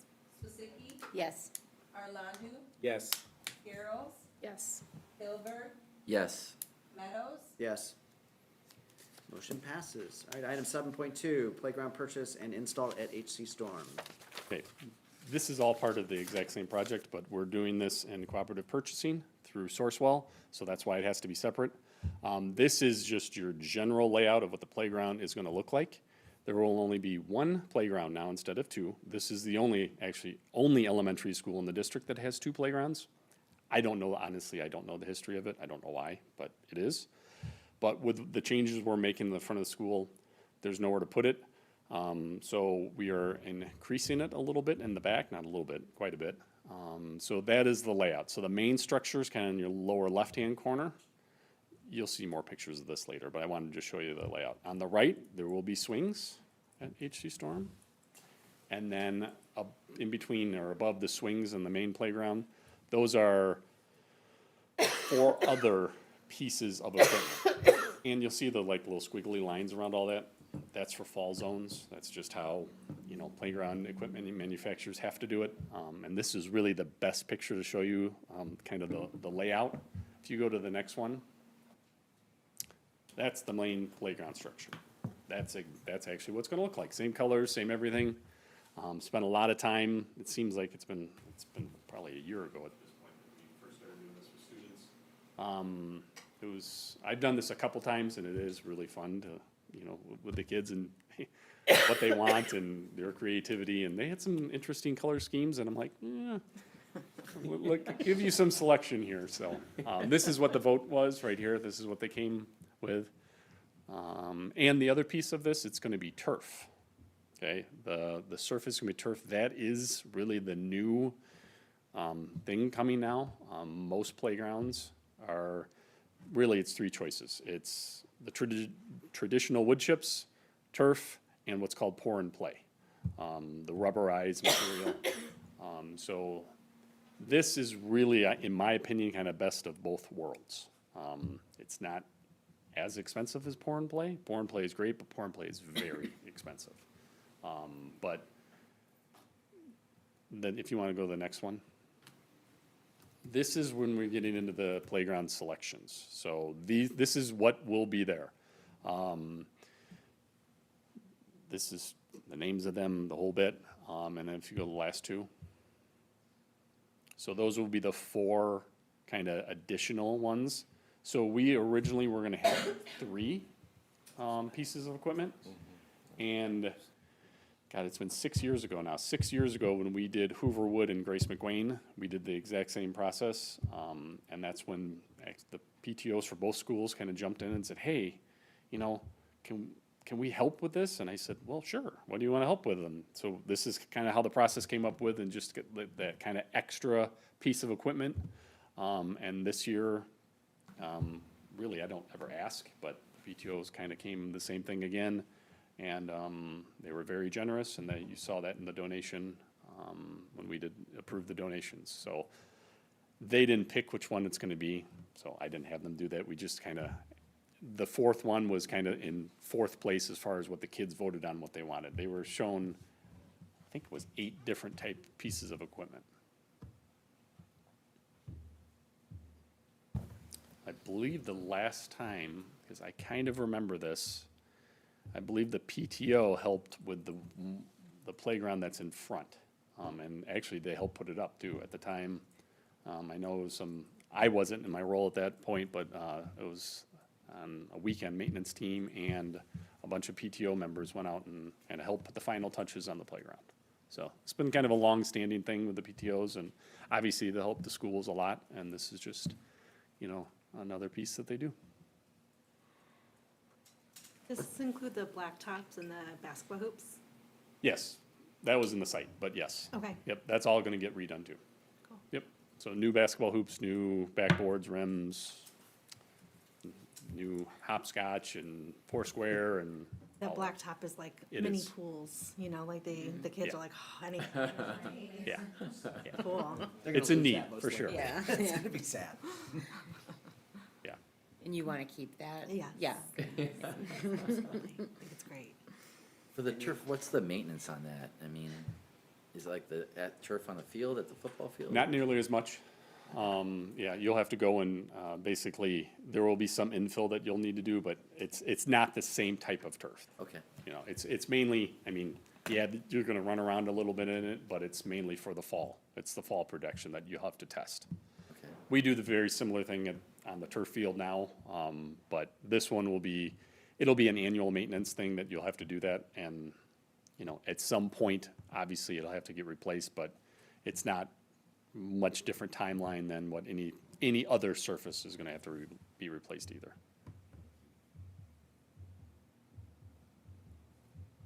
Any other questions? Okay, hearing none, I will entertain a motion to approve the playground equipment and installation as presented. So moved. So moved by Raquel, Second. second by Kristen. Cindy, please lead us in a roll call vote. Swasicki, Yes. Hilberg, Yes. Garros, Yes. Gonzalez Thomas, Yes. Arlandu, Yes. Steiger, Yes. Meadows, Yes. Thank you, motion passes. Item 7.3, elementary assistant principal at Louise White School. Steve. Yeah, this is probably not surprising, but it's part of the kind of our different restructuring. Because Mike Wall is going to be assuming the 12-month principal position to take over some additional administrative duties that will keep him busy during the summer and then at various times during the school year. Part of that plan was whatever principal took that job, they would be getting an assistant principal to work, a 10-month assistant principal to work in their building and support, provide administrative support to the school, to the staff, to the students, the community. And so we're recommending and asking for you to approve this position. And if approved, we will have it posted tomorrow. Any questions? You have any concern about? Kind of what John Mickle shared, that we have found in our, as we put out positions that generally speaking, people want to come and work in Batavia. And so I'm very confident that we will be able to put together a very strong candidate pool that, ultimately the staff will work with Mike, BEA, and BESPA representatives to hire probably the right person for that position. Really quick, I don't remember when do you want this position filled by? Like, when do you want their start date to be? They'll start after July 1st. They run a 10-month schedule off the top of my head. I know you put together those calendars recently, but they would start probably like middle to like July 20th, somewhere in there is when they start, and then they end up working until like maybe beginning of June-ish. Did I get that about right? Ish.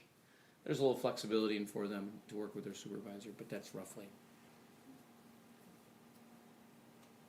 Any other questions? Hearing none, I will entertain a motion to approve a 10-month assistant principal position at Louise White School. So moved. So moved by Katie, Second. second by Aaron. Cindy, please lead us in a roll call vote. Arlandu, Yes. Swasicki, Yes. Meadows, Yes.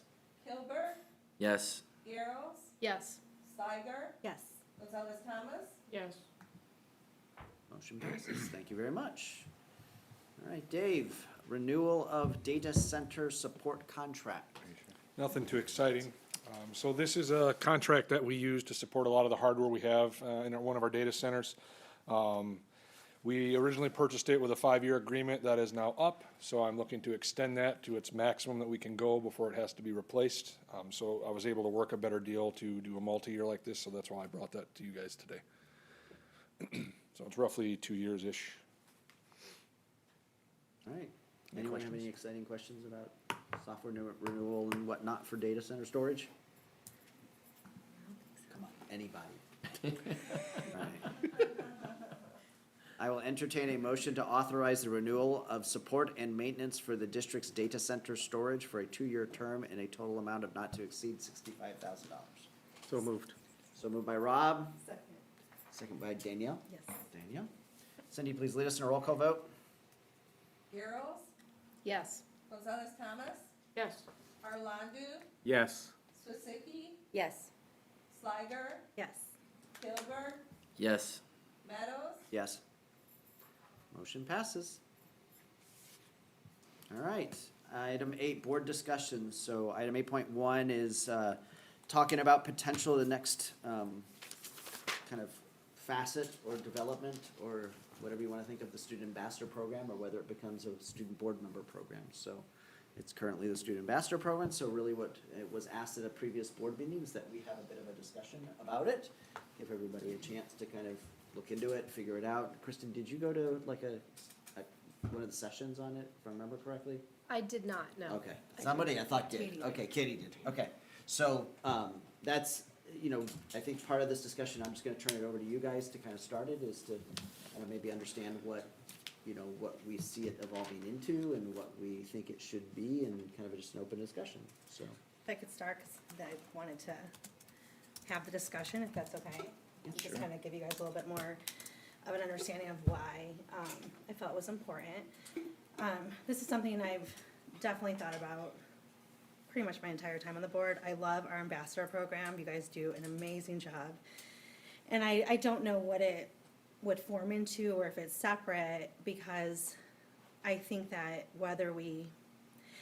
there's a difference in having an ambassador program and having a board member. And I would love to give the students a little bit more empowerment to specifically connect with their peers in various ways and to give them a voice at the table. One of the things that I kind of come back to through my various times on committees and being on the board is that student voices, while we may seek them out at times, we're not getting the voice from the students themselves. And the only times that we do is often if they do come up to the podium, if they address the board. And with that, we're not really having an exchange. We're not really kind of taking in their comments into necessarily what our decisions are. Other times that they are brought to us, they're brought to us through adult voices, through administration voices, and that is not going, I don't think that's, we're not going to get the same outcome, honesty, effect as we would if we allowed the students at the table and to have a voice. I've done plenty of look on, and actually when I attended my first III, I went to one, and I don't remember what the district was, but they had 2 student board members, I think, and they had been doing it for maybe like 5 years. So they would do like a junior and a senior, and they would kind of cycle them around, and it was just, I'm always inspired and in awe with our students. They don't vote, although there are various districts across the nation that do give them an advisory vote, which means, like, let's say if we were saying, hey, we're gonna be talking about this one thing, student board member, would you possibly work to poll your peers? And then they could come back to the table and as an advisory vote, give their vote on that issue. And it's not a vote actually that, is between the 7 of us, but it's something so we can understand where the students stand. And it's a way for them to kind of be tasked with going and seeking their peer voices. So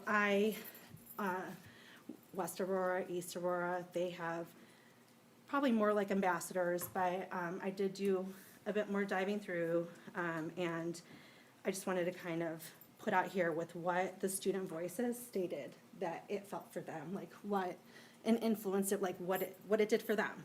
You know, what are the benefits, what did it look like? And so I think the main feedback things were that they just really felt like there was pride. They were able to say, I sit at a table and I help kind of make that decision. Whether their students, their student body knew that they were on the board or not, they were part of organic and genuine conversations that were happening in their classrooms, in the sport, like in different sports, in extracurricular activities and friend groups. So they're able to get this feedback that none of us would ever get. They truly felt that they were we've often said, like, what are the stories behind the data, right? They're able to give us those stories. We're not able to understand why our numbers are the way that they are, but the students are living the experience. The students are the ones who can tell us what the story is behind the data. And I think that can help us, and it's one thing that we've ran into over and over. We kind of fall, like we don't ever invite that voice to the table. The equity committee had been on it several different times. It was never done. It was never done, and I will never understand why. Why are we not going to invite that in an actual powerful and meaningful way?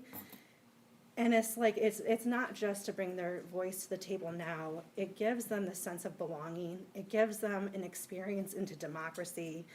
It gives them the ability to actually be like, yeah, we were part of the decision. And even if we make a decision and it's not what the student voice kind of overwhelmingly said, they still can feel like, you know what, the adults heard us. You know, the people at the table who made the decisions, they actually took what we said into play, and they understood what our day looks like and what these changes make. That sense of belonging, that sense of representation, that sense of leadership, it's just overwhelmingly like one of the things behind it for me as a board member. Again, it goes to truly understanding the voices behind the data and just having the opportunity to know that we are understanding, and it allows for that bridge. Again, we're not going to understand it by sending me over to a classroom and asking some questions as a board member, by Steve being in a place and asking, they're not going to talk to us the same, right? And this is a way to bridge that communication gap. This is the way to bridge the problem that I've seen over and over again, where we don't understand why the attendance is down in this way or that way, why some of our students aren't performing like some of their peers, why, you know, certain extracurriculars maybe are doing better. Just, there's so many reasons. So I just don't want to leave this as something that's just, it's like we're just going to do the same thing that we've done. I really obviously feel passionately that we absolutely need student voices at the table in our discussions and given the power to actually seek out those voices for feedback. Yeah, thanks for listening. That was long. I looked into it. Thanks, Danielle, for your perspective there. And to me, it's a little bit of a branding issue too, on how we're a branding and also what we've specified for the current role, the ambassadors. Okay, so and I think we have, as I think was communicated, I think we have the power to kind of change that. You know, what we want out of this position, and I think I agree with most of everything you said, as far as it would be an important voice to add to the mix. I did look at a couple school districts. Superintendent Kim forwarded a link to me to Leiden District 212, and I went on there. They have what they call student, I think they call them student board members. But I couldn't find a video on that. I wanted to watch the videos to see the interaction of the students with the board. But they do have them. They are, from what I gathered, they are they have to be recommended by a staff member for the position. And then I think there's, you know, a process that goes with that. So I didn't get a good feel for the interaction from that school district. But then I did look at Oswego 308, and I was able to watch a couple meetings there. And that, their board members, well, one of the meetings, they weren't there for that particular meeting, and one of the regular board members gave the update. But the other one I watched, there was the representative there.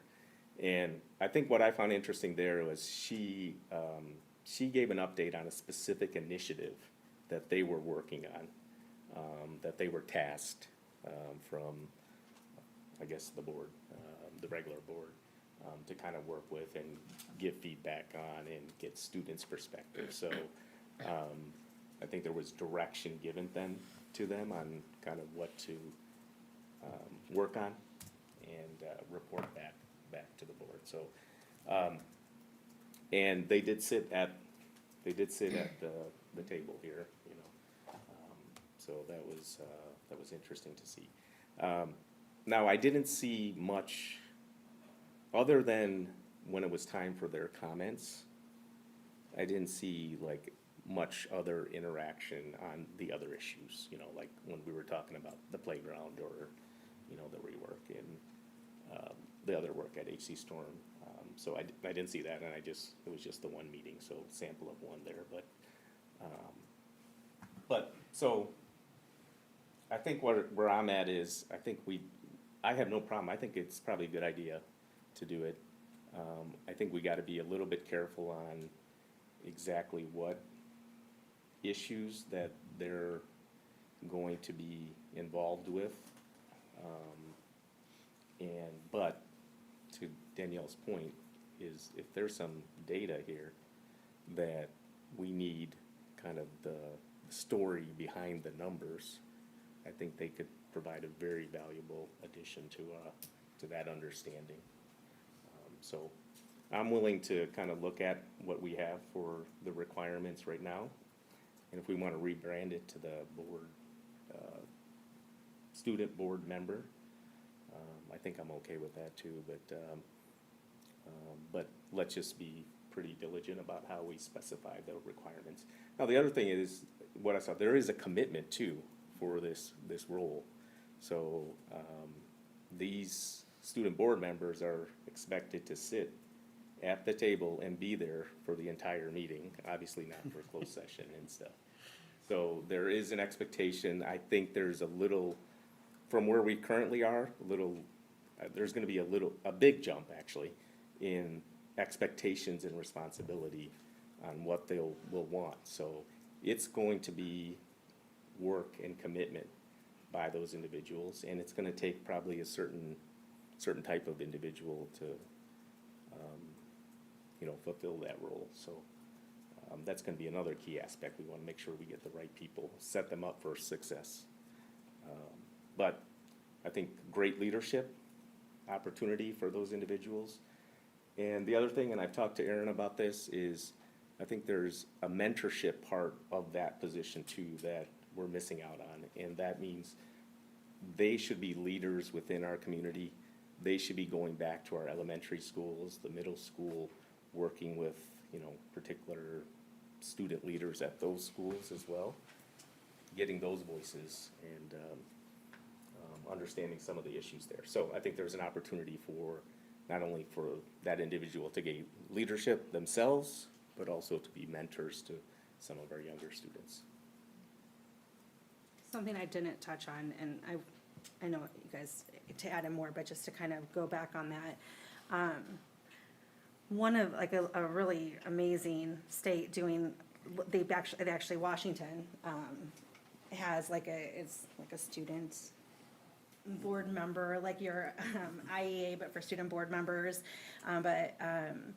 One of the things that's really recommended is to actually not have it be recommended by staff. It is to put out the ask and the expectations and to have an open application process, because like we have with student ambassadors, we had high achieving students. I mean, we see it, like they are in amazing clubs, they are able to do so much, and sometimes students who otherwise could really use the nudge to maybe be more involved, or maybe they're just really like, they're really interested in, you know, government, democracy, but they're not, you know, in a million clubs, or they're not super high achieving grade wise, but they're doing great. Like they're just, I'll think of one of my favorite students of the past, Martin Byrne. Like they were not at the top of their class, but they came to board meetings. They paid attention to local politics. They paid attention to what was going on in the community, how money was spent. That would be somebody who I'd be like, you belong, you would be amazing at getting student voices and caring tremendously about, I think it's about having someone who cares, not just about what their, you know, experience is and people who are like them, but it's everybody. And so I think when you open the application process to everybody, you may have QR codes, you may, you know, put out blurbs and emails here and there. Anyone is open, and then you're kind of looking at various types of students. It'd be great to have someone who understands the high achieving academic world, and then someone who's more average, right? That is committed, because just because someone's not in a bunch of clubs or not having A's across the board doesn't mean that they don't have an important voice in this district. In fact, they probably represent majority of the kids, you know, that are doing wonderful things, but just not who staff would automatically turn to. So just to kind of go back to that, it was the feedback that they had found was that it was a more inclusive process to not have staff recommendations. And we do have that with the ambassador program. It is like traditionally who's recommended by staff, and then if they say yes, you interview them. But I just wanted to make that part clear because it was really specifically stated that that is a much more, kind of just a more inclusive way to kind of get other people at the table. Again, understand what the expectations are and all those things. And that's what Oswego does. They do an application/interview process. So. That's great.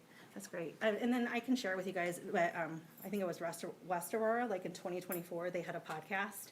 And so the superintendent at the time had 3 of their student board members. And so a lot of what I'm bringing to you also includes what they felt they could contribute. They do contribute, what that time commitment is, and just those other things. It was really interesting to hear them kind of go on about it, but let's see.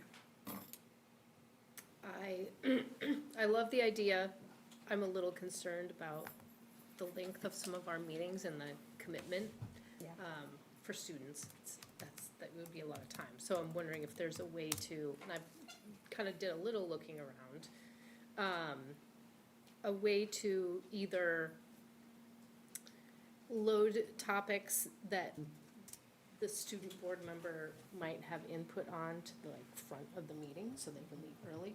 Or I also saw some places where they would task the student board members, you know, this topic is gonna be brought up at the next board meeting. We want you to gather feedback, and before we make any decisions during discussion time on this topic, we want an update from you about what you learned from your fellow students. So like the cell phone policy would have been a good, we're talking about the cell phone policy next month. Could you reach out to students and come back and report to us what they had to say? I just trying to find ways to make sure that we use their time thoughtfully so that we're not wasting their time, or I don't know. I have a couple thoughts, and my first one is actually if our student ambassador wouldn't mind going to the mic. You're listening to our conversation. I'm curious what your thoughts are. What your thoughts on this are, and you know, you've been doing this for a little while, and you know, would you have an appetite for, you know, sitting up here with us and you know, we're not really clearly defining exactly what the role would be, but taking on more, basically.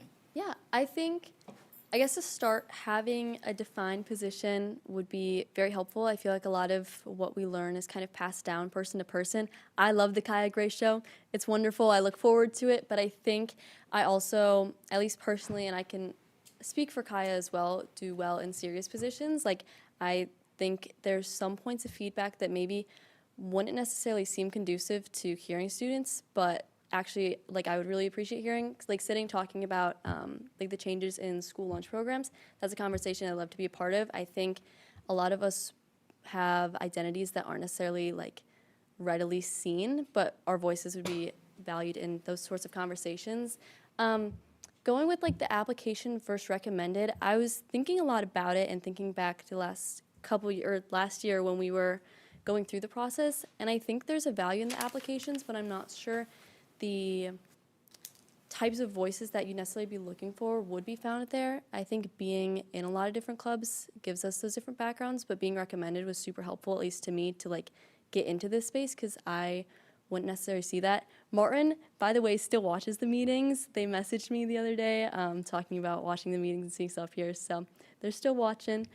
But I think there can be a balance between applications and recommendations. I think hearing what the teachers have to say about your spot in the classroom also gives a certain voice.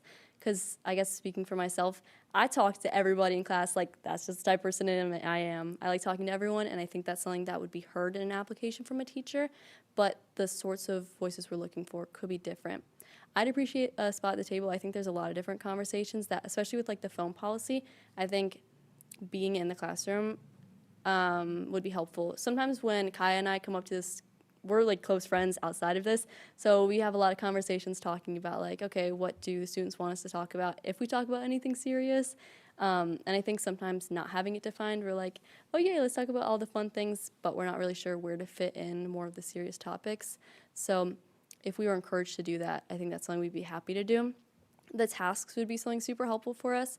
I think if I was given like, I should be here from 7 to 9, like that's a commitment at least I'd be willing to make just to sit down. Sorry I had to pop out. I had another meeting that I planned for 8, and then I popped back in. So having that defined, I think that's definitely something that could be made out. We would just need to know like the topics beforehand. I think being able to do our own research coming in and being educated on the topics, sometimes as a high schooler, if you're not necessarily in leadership positions or super involved, it can be scary to come to a board of adults and say, this is what I'm thinking and this is what the students are thinking, if it's not necessarily like the same as everybody else around you. So having that prepared ahead of time would be super helpful. That's kind of mostly all I had. Do you guys have any questions about how the process has worked for us, like coming into the role, or like how we've learned what we're expected to be doing? When you guys have something that you want to bring, just to, if it's not like a task that is given to you, whether you're an ambassador or board member, but maybe you're hearing a lot of student voices, like you did with the weather, is that something that you would normally run by during the principal, like advise, do you guys have like a principal advisory committee? Like, do you run it by Dr. Smith first and kind of like, hey, we're gonna probably bring this up? Is that how that works for different types of things that maybe aren't on the board agenda? In the past, typically we've not done that. That's definitely a smart idea. I think the process we've gone in is hearing comments just in classrooms about what people are thinking. A lot of people, at least with like the weather, because that's the most recent example, a lot of people were talking about that like the week leading up, and we were like, okay, interesting thought, and trying to hear like where that voice would be valued, and it would be at this board meeting. And so we kind of talked about it, thought about if it was like a serious issue or if it's just like students complaining to complain, because I mean, we're teenagers. I complained about doing homework and I do it anyways, like it has to be done, there's a value in it. So I think we just evaluate if it's like a worthwhile topic, and then we bring it to the board meetings. But if we had a standardized process for bringing serious issues and having that go by Dr. Smith first, I think that would help. I think a definition is what we need. That's a good point, though, that it shouldn't always be about us tasking you to get feedback, that there should be also an avenue for you to come to us and say, this is what we want to talk about. Thank you, and thank you for staying so late Is there tonight. anything else? Do you guys want me to pop in, stay, hear anything else with it? Do you feel that it's beneficial, because when you started, you were a junior, right? Do you feel like it was beneficial to have a senior kind of passing some experience down, getting to chat with them a little bit, and then into the role, or do you feel like if you were a senior coming in, you would be fine? Like, did it make an impact to you to have someone ahead of you? I think it's dependent on the person. I come from a background in like different types of leadership roles, so I'm someone who I can read a manual and probably do it, but I can't speak for everyone else, especially because leadership is so different depending on the person and depending on your experience with it. So myself, I think either way was helpful. I think learning the mentorship program part of it, I picked it up pretty quickly and just know to make my slides and go on Instagram and find pictures and find the fun things, and then if there's a serious topic, to go poll the people around me. But if we were given a specific set of instructions going into it as a senior, I personally would feel comfortable stepping into that sort of role.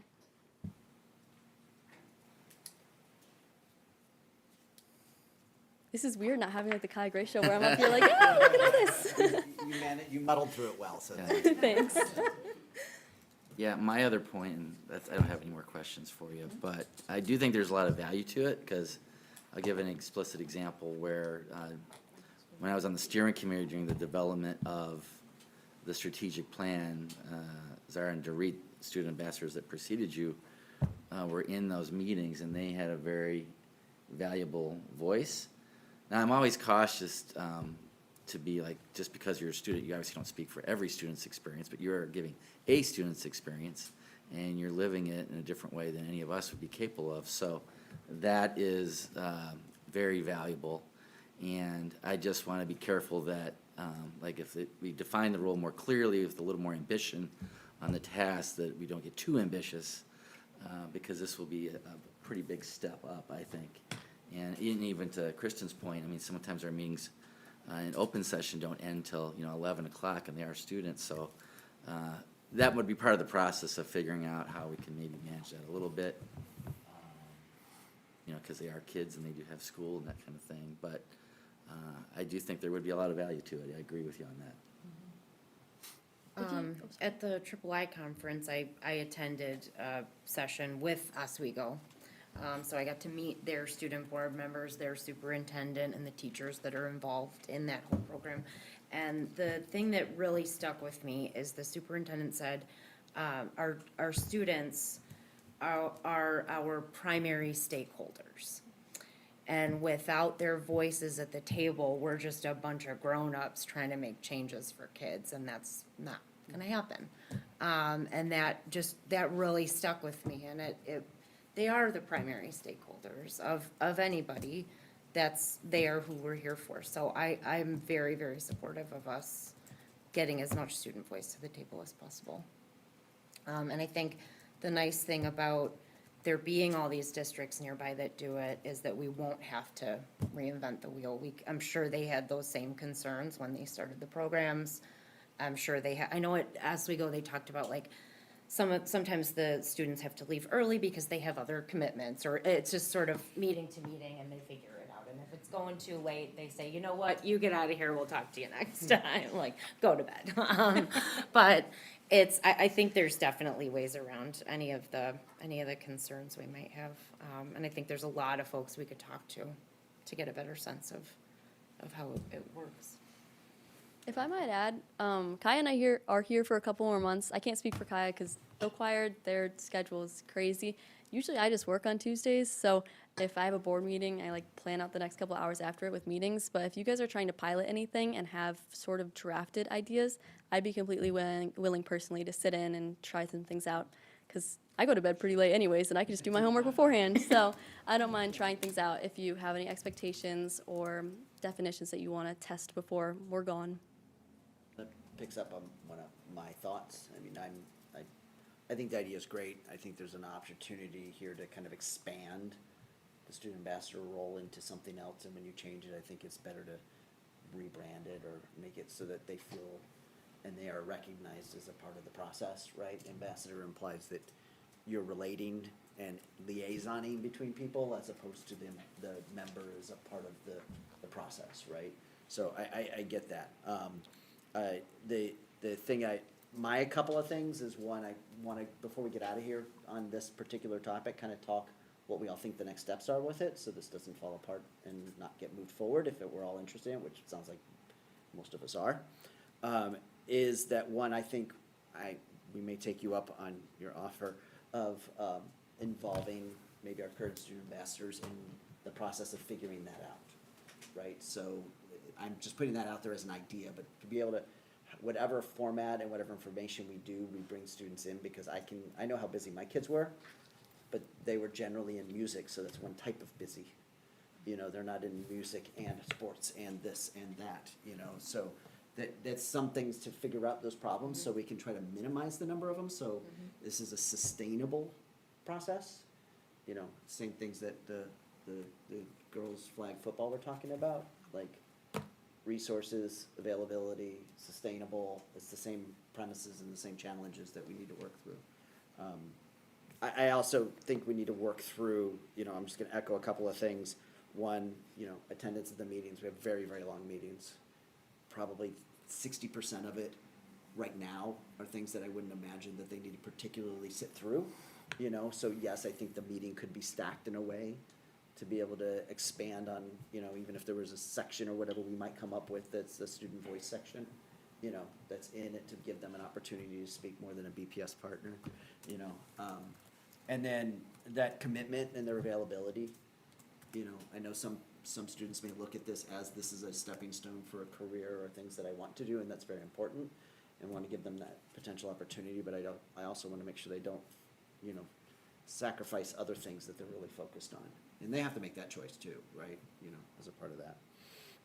And then I guess the last thing is I've been talking a little bit about the nomination process, and if there's a way in that of getting some student voice in that process, whether that's an election to a set of nominations that comes through to us to pick from, you know, so that we, you know, because you could put it out there as an open call and we get 300 students that want to be a part of it, and how do we narrow that down, or is it chosen through the student groups that they may all nominate people from those student groups so that they could be brought into the process, or, you know, I don't know, I'm just saying, I think there's a lot to talk about here, and this is not a quick decision-making process in my head right now. So I guess one is working backwards on it. Does anybody have a specific kind of, when are our student ambassadors done? I mean, you're going away soon. They're both graduating, so. So there's an opportunity here.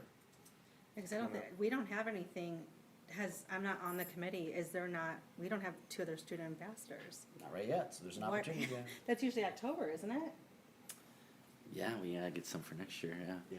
So there's an opportunity here to look at this, if there's a commitment on the board to be able to maybe spend some time at, you know, upcoming meetings, or do we establish a small committee to be able to work through it and present it back to the board on the policy committee? Like, what are the thoughts? Yeah, I think we need to put something together, and I'll volunteer to be one of the representatives to help with that. Hello. Yeah, well, I figured you'd do it. Please. Please don't exclude me from that. I would love to help with that. And I do want to say, I looked at IASB, and just for timeline's sake, I believe it is your August through June is where they have student board members typically serve. So they come on in August, and then they exit in June. So if this is something that we are looking at, you would want to have them in place by June. I don't know that they do anything over the summer necessarily, but that way in Training, August, they're maybe. ready to go. Might And then be a they would, training process. yeah, and then you would bring on two new ones, or however many, in the next June. It's a 1-year terms. I've read some of the ones I looked at, some of them are 2-year terms, so there's Oh. one junior and one senior. So that you are alternating every year, so you That never makes end up with sense. like training two people at the same time. That makes sense. Also, like the But 2-year that's term equal. gives them a chance to get their They feet all- out from under them, and then when like the senior's focusing on, I gotta get ready to go to school, Yeah. and how do I find my dorm and all this other stuff, someone's there to support them in that process. Yeah, that makes sense. Does that make And sense? some of them have alternate board members too, student board members too. Like Alternates to fill Oswego. in? They do Oswego have has alternate, primaries, yeah. but then they also have their four. They have backups. yes, so if Alternates. one. So In they case can- someone has to work, Yeah. right? Right. Then Or you be have your off as backup. swing singers, or whatever it might be. Right. That makes sense. Okay. I think West Aurora had 3 that when I was listening. One They might have had 4, but there were 3 that I was listening to at the same time. And the other thing that they had really specified, and we kind of looked at this in the ambassador, I know Aaron, and when you and I had talked about that last year, was just really trying to pick people who had different backgrounds, so that you do have voices that come from different groups. And so, you know, maybe someone's really heavily invested in certain sports, and then maybe someone's more key club and stuff like that. So like where you don't have just two band kids or two choir kids or two this or that, like that was a really big point, which I think then helps alleviate the problem of them being gone at the same time for everything. It does help. Yeah, I imagine. yeah. All right, so I heard Rob, I heard Danielle. So what are we asking Rob and Danielle to do, I guess is the question. I think, well, you guys can chime in, but I think me and Danielle should probably get together and Okay. kind of put a game Is plan everybody together. okay with those two Start starting to putting some put a thoughts framework on together? paper and stuff like that. Okay. I mean, because if there were three of you, we gotta hold a full-on board meeting, so. No. You know, Let's like keep at it least at two. notice and everything else, so. Just call Oswego, ask them for everything they have. What you got? Yeah. Are these conversations you would want Kaya and I in on, or? They may plan that, so I think as a part of them figuring out their framework, Yep. they may reach out to you. Yeah. Work through- Especially knowing you're interested, I Yeah. think that's, Yes. yeah. Mhm. Okay, Thank you. Thank you. all right. So, One last funny comment, I think, though. So you talk about the meeting. So when I was watching the Oswego meeting, I'm trying to scroll through. I was like, when is this student board member gonna talk, you know? And they went through financials, all kinds of like curriculum stuff. And it's a 2-hour, it was a 2-hour meeting. And then at hour and 40 minutes, I'm like, where is this thing? And then finally, the student board member started talking. 9:30. Yeah. They're in the back doing their homework on Right. their laptops. Probably. Okay. So next steps, when you two will get together, figure it out. If you feel like you want to present something at the next board meeting, I'll let you two make the determination to let Tom and I know what board meeting you'll be ready for, to be able to put that in under another board discussion item. Sure. Does that make sense to everybody? What would be nice to know is if we think this is gonna be a not this next year thing, then let's look at, since we're losing 2 student ambassadors, we may need to get a student ambassador in for next year if we think that this isn't going to be that, you know, because we might take more time or we need to work past, because clock is running, we gotta be able to get them figured out before June for next year. Or we could get 2 student ambassadors and try to kind of slowly Morph it introduce into some of that. the things, if we're not ready to, like, jump in. Leap right in. That's up to the process that you guys wanna present. Just, I'm putting it out there that I personally would hate to have a void for an entire year as we We figure this out. probably do need to get with Dr. Smith and get the process going for student ambassadors, so we have kids ready to go. Well, unless you end up, I think what Craig is saying is unless we end up putting this in place to go for next year, then you end up having student board members Yeah. instead of ambassadors. If these two get together and say, here's a plan to be able to get this done before next August, and we all agree, yes, Yeah. we can do that, then Right. great, you know. Or if there's a plan to say we're gonna do student ambassadors and a student board member Right, for one right. year. For I like don't a know. Right. hybrid, Like, yeah. one's an ambassador and the other's a board member for the year. That way you can feather in the 2-year term thing. We have 2 good people working on it. I'm excited to hear what you guys do. Make sense? Okay.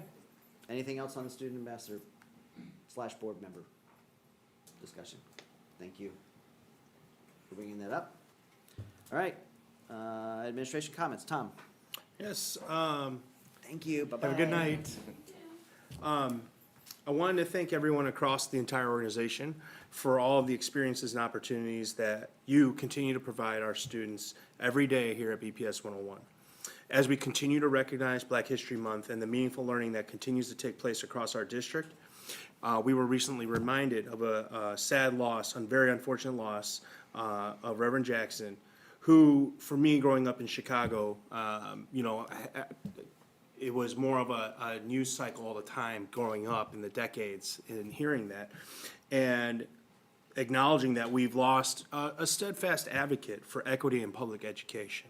I believe that's one of the big stances he took for decades in creating a more equitable funding formula or solution for schools, especially to reach kids who were poor in poverty or those that were not always represented through our process that we educate kids.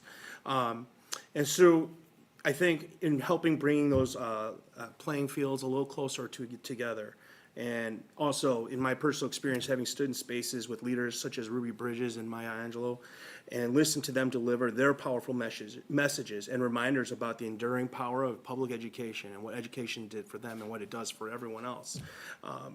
I think the transformative, I'm saying that wrong, power of what we do is important.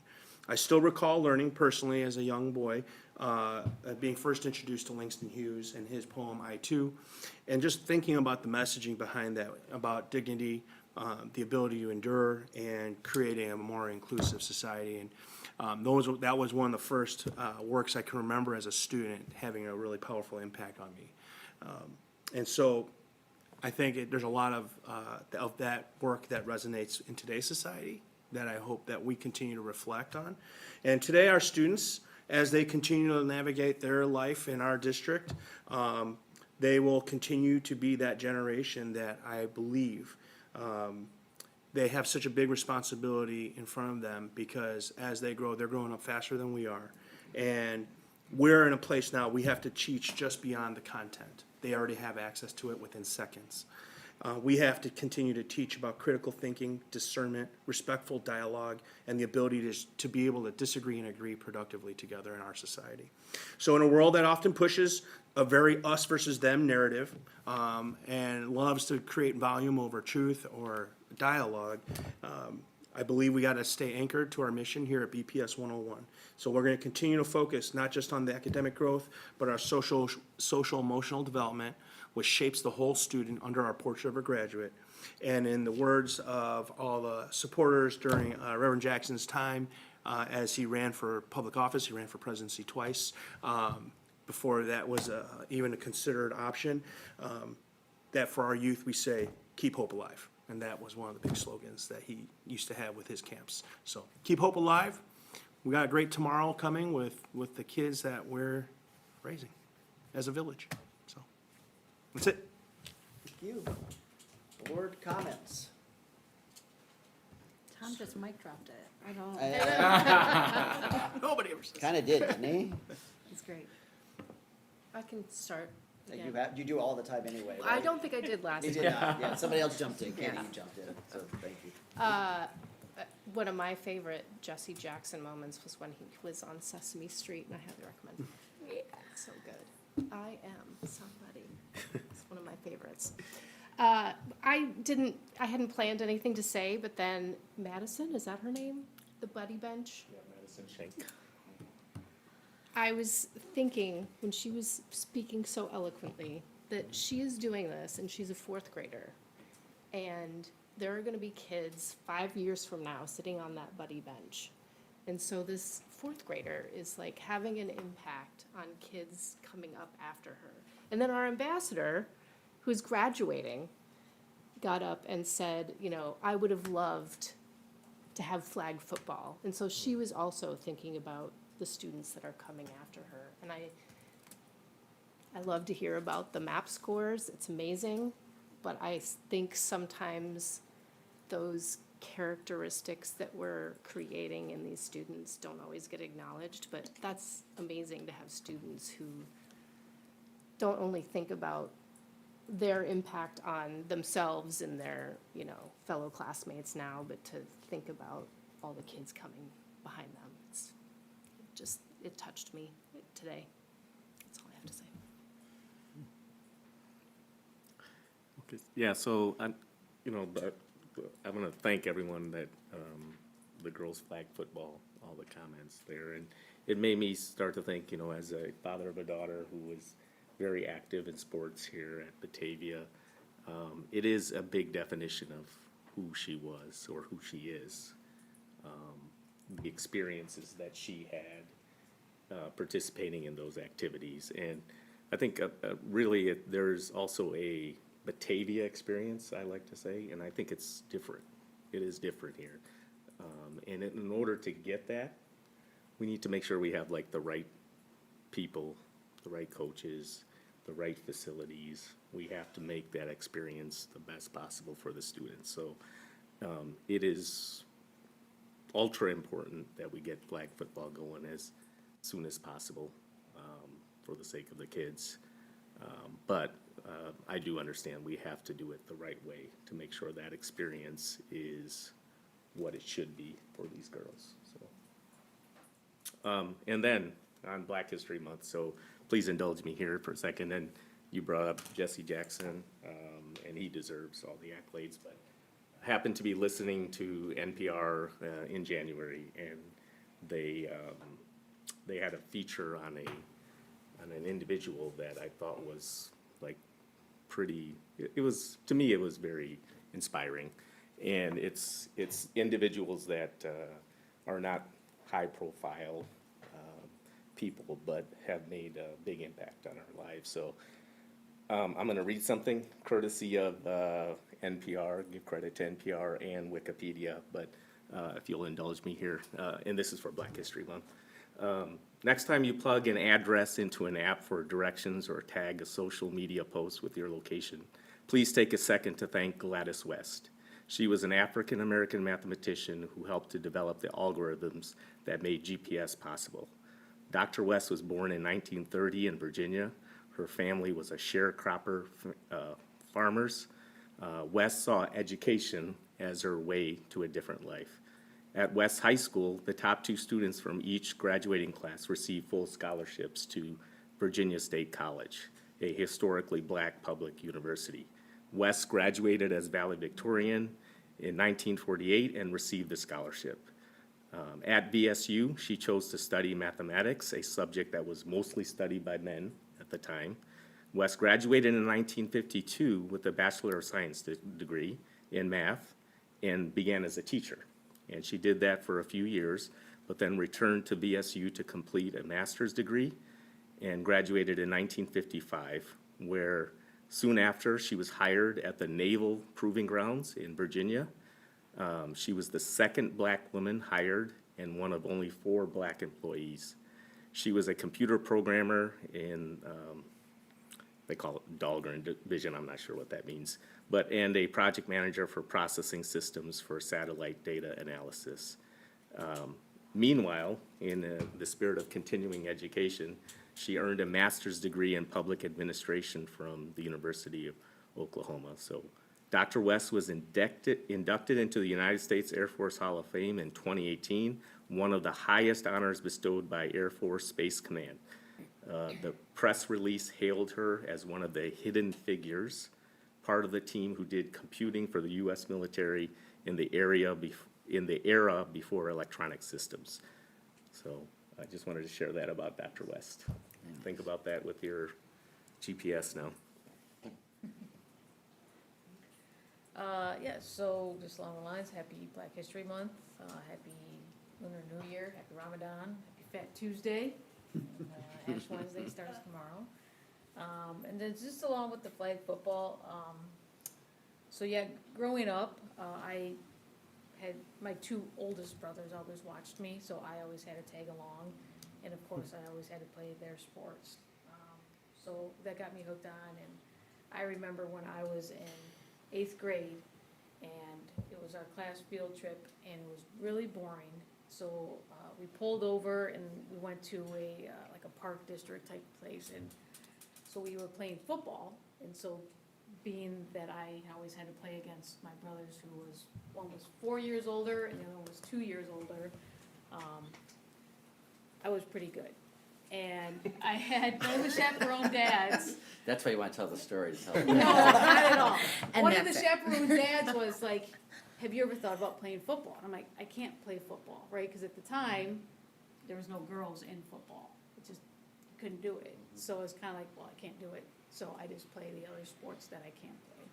So I just think it's important that, yeah, like, you know, Rob says, like, of course, we'll do it the right way, but it is important to have opportunities, you know, because I think when I was in high school, then we started, like, the WNBA came, you know, slowly and surely, you know, girls' sports are getting recognized and getting introduced, so, but, yeah.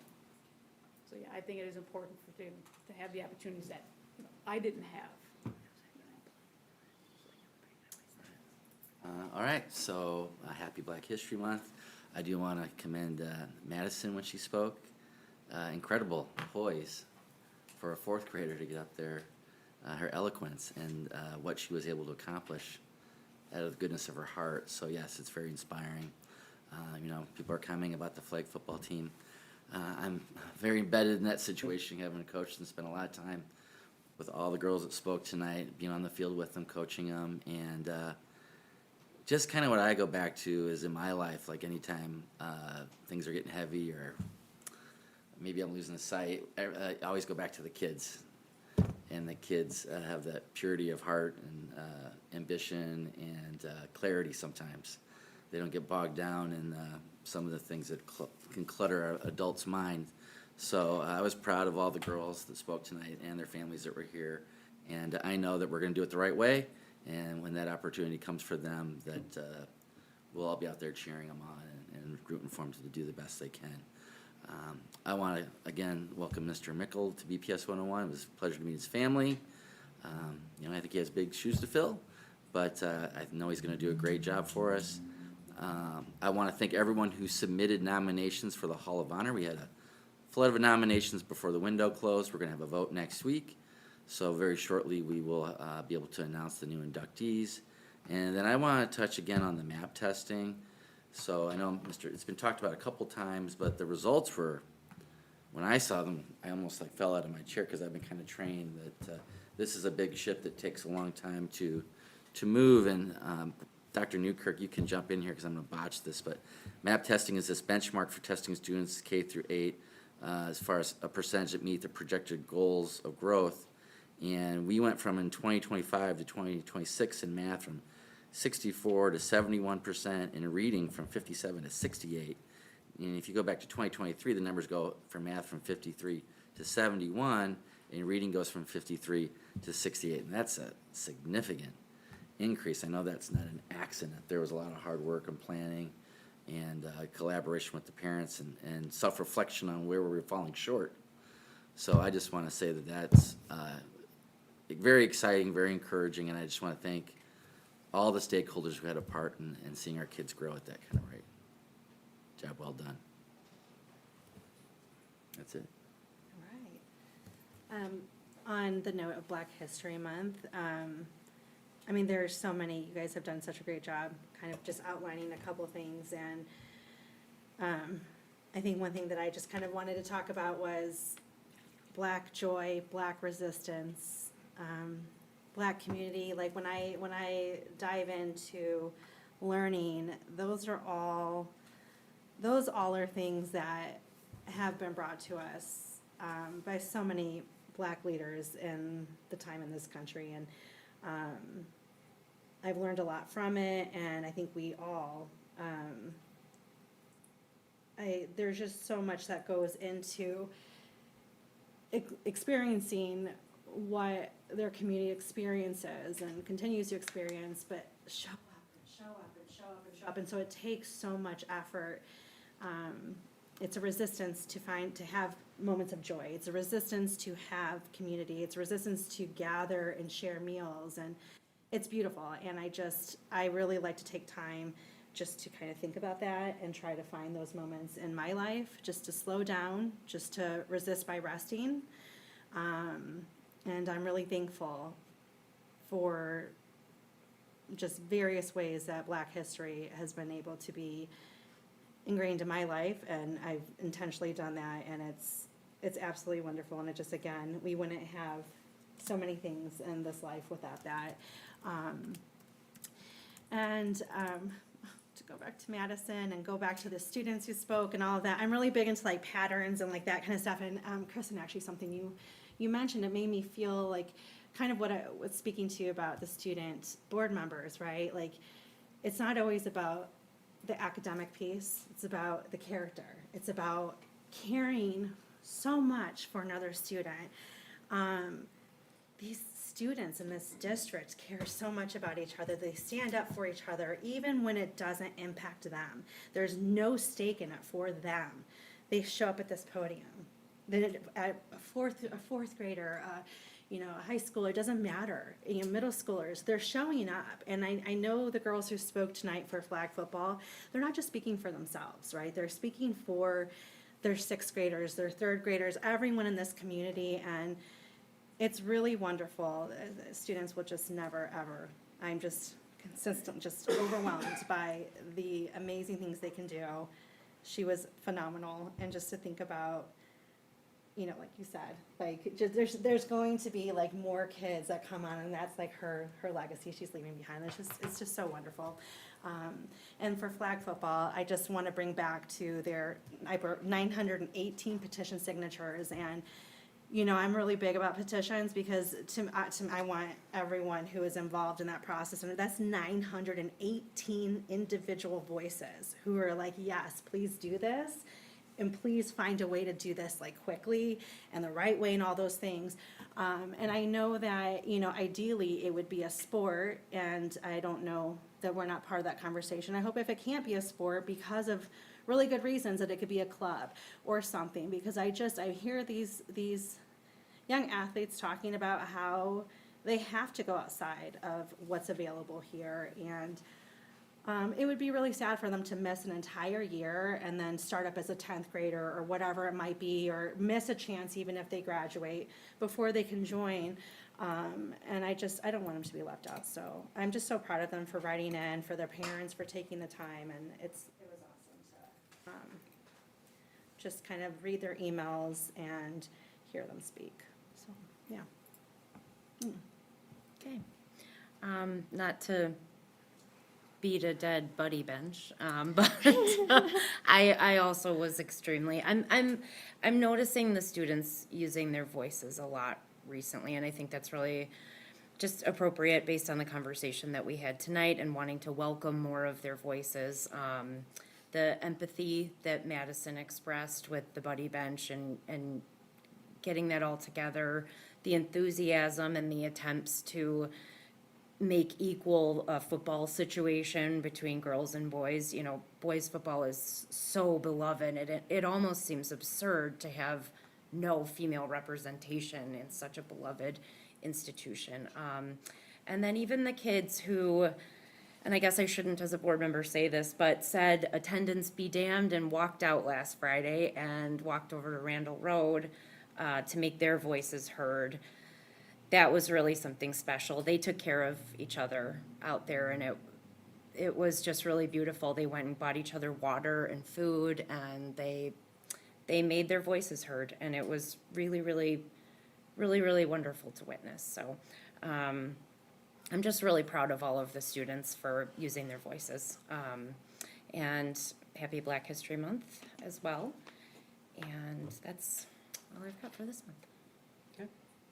A couple things, I'm gonna echo what Kristen said, like the whole point of the portrait of a graduate is to find the other beyond the MAP scores and the academics, right? And that was a big part of that conversation as a couple of us were going through it back in the day, of letting that kind of develop itself through teacher input, parental input, surveys, the whole thing for community members, business members, and all that stuff. So I'm glad to see that's kind of beginning to kind of reach some awareness at a minimum and rewards at the maximum, like where people are paying attention to it. And it's one thing I've always seen about our entire community is that, you know, that everybody's trying to help out each other, and it's one of the things I'm proud of to be in the Batavia School District community. One other thing I want to mention is I sometimes forget about all of the kind of the band stuff, but I'm not sure anybody here knows about it, but I think it was this past weekend. They do kind of a band, high school band kind of festival, but it's hosted here at BFAC, so add that to another thing that BFAC does. The thing that's really neat and important about it is this is not for the best bands in the Illinois area. It's for the concert band level kids to have an opportunity to come to do this and to play in front of others and to get the coaching sessions and to get that experience that a lot of the higher level kids get. So I really kind of, and it's very heavy student involvement. A lot of students come and assist, you know, Chris Owen and the other directors that are in a part of that process. So I just want to kind of bring that out because it's one of the really neat things about kind of belonging and community and that sort of stuff that we don't often hear about, that's kind of specifically targeted at the, like, not the best of. And that's okay. Plenty of kids are busy. This is where they want to be, and it's too bad they don't get these things sometimes. So I applaud all them for that. So, and I will just echo everybody else's comments, because as usual, everybody says it better than I do. So, thank you very much for your comments. And I will, we're gonna be having another closed session, so the board will close in closed session. We will not have any action items after the closed session. You 3, 4 are welcome to stay here if you like, but if you decide to leave, we want to thank you guys for sticking around today. And the time is 9:25, and I will entertain a motion to move to closed session as allowed under the Open Meetings Act for the purposes of exceptions 5 ILCS 120/2C1. So moved by Raquel. Second. Second by Aaron. Cindy, please lead us in a roll call vote. Arlandi, Yes. Garrels, Yes. Gonzalez Thomas, Yes. Hilberg, Yes. Meadows, All the, yes. Schleiger, Not paying attention. Sosicki, Yeah. Thank you.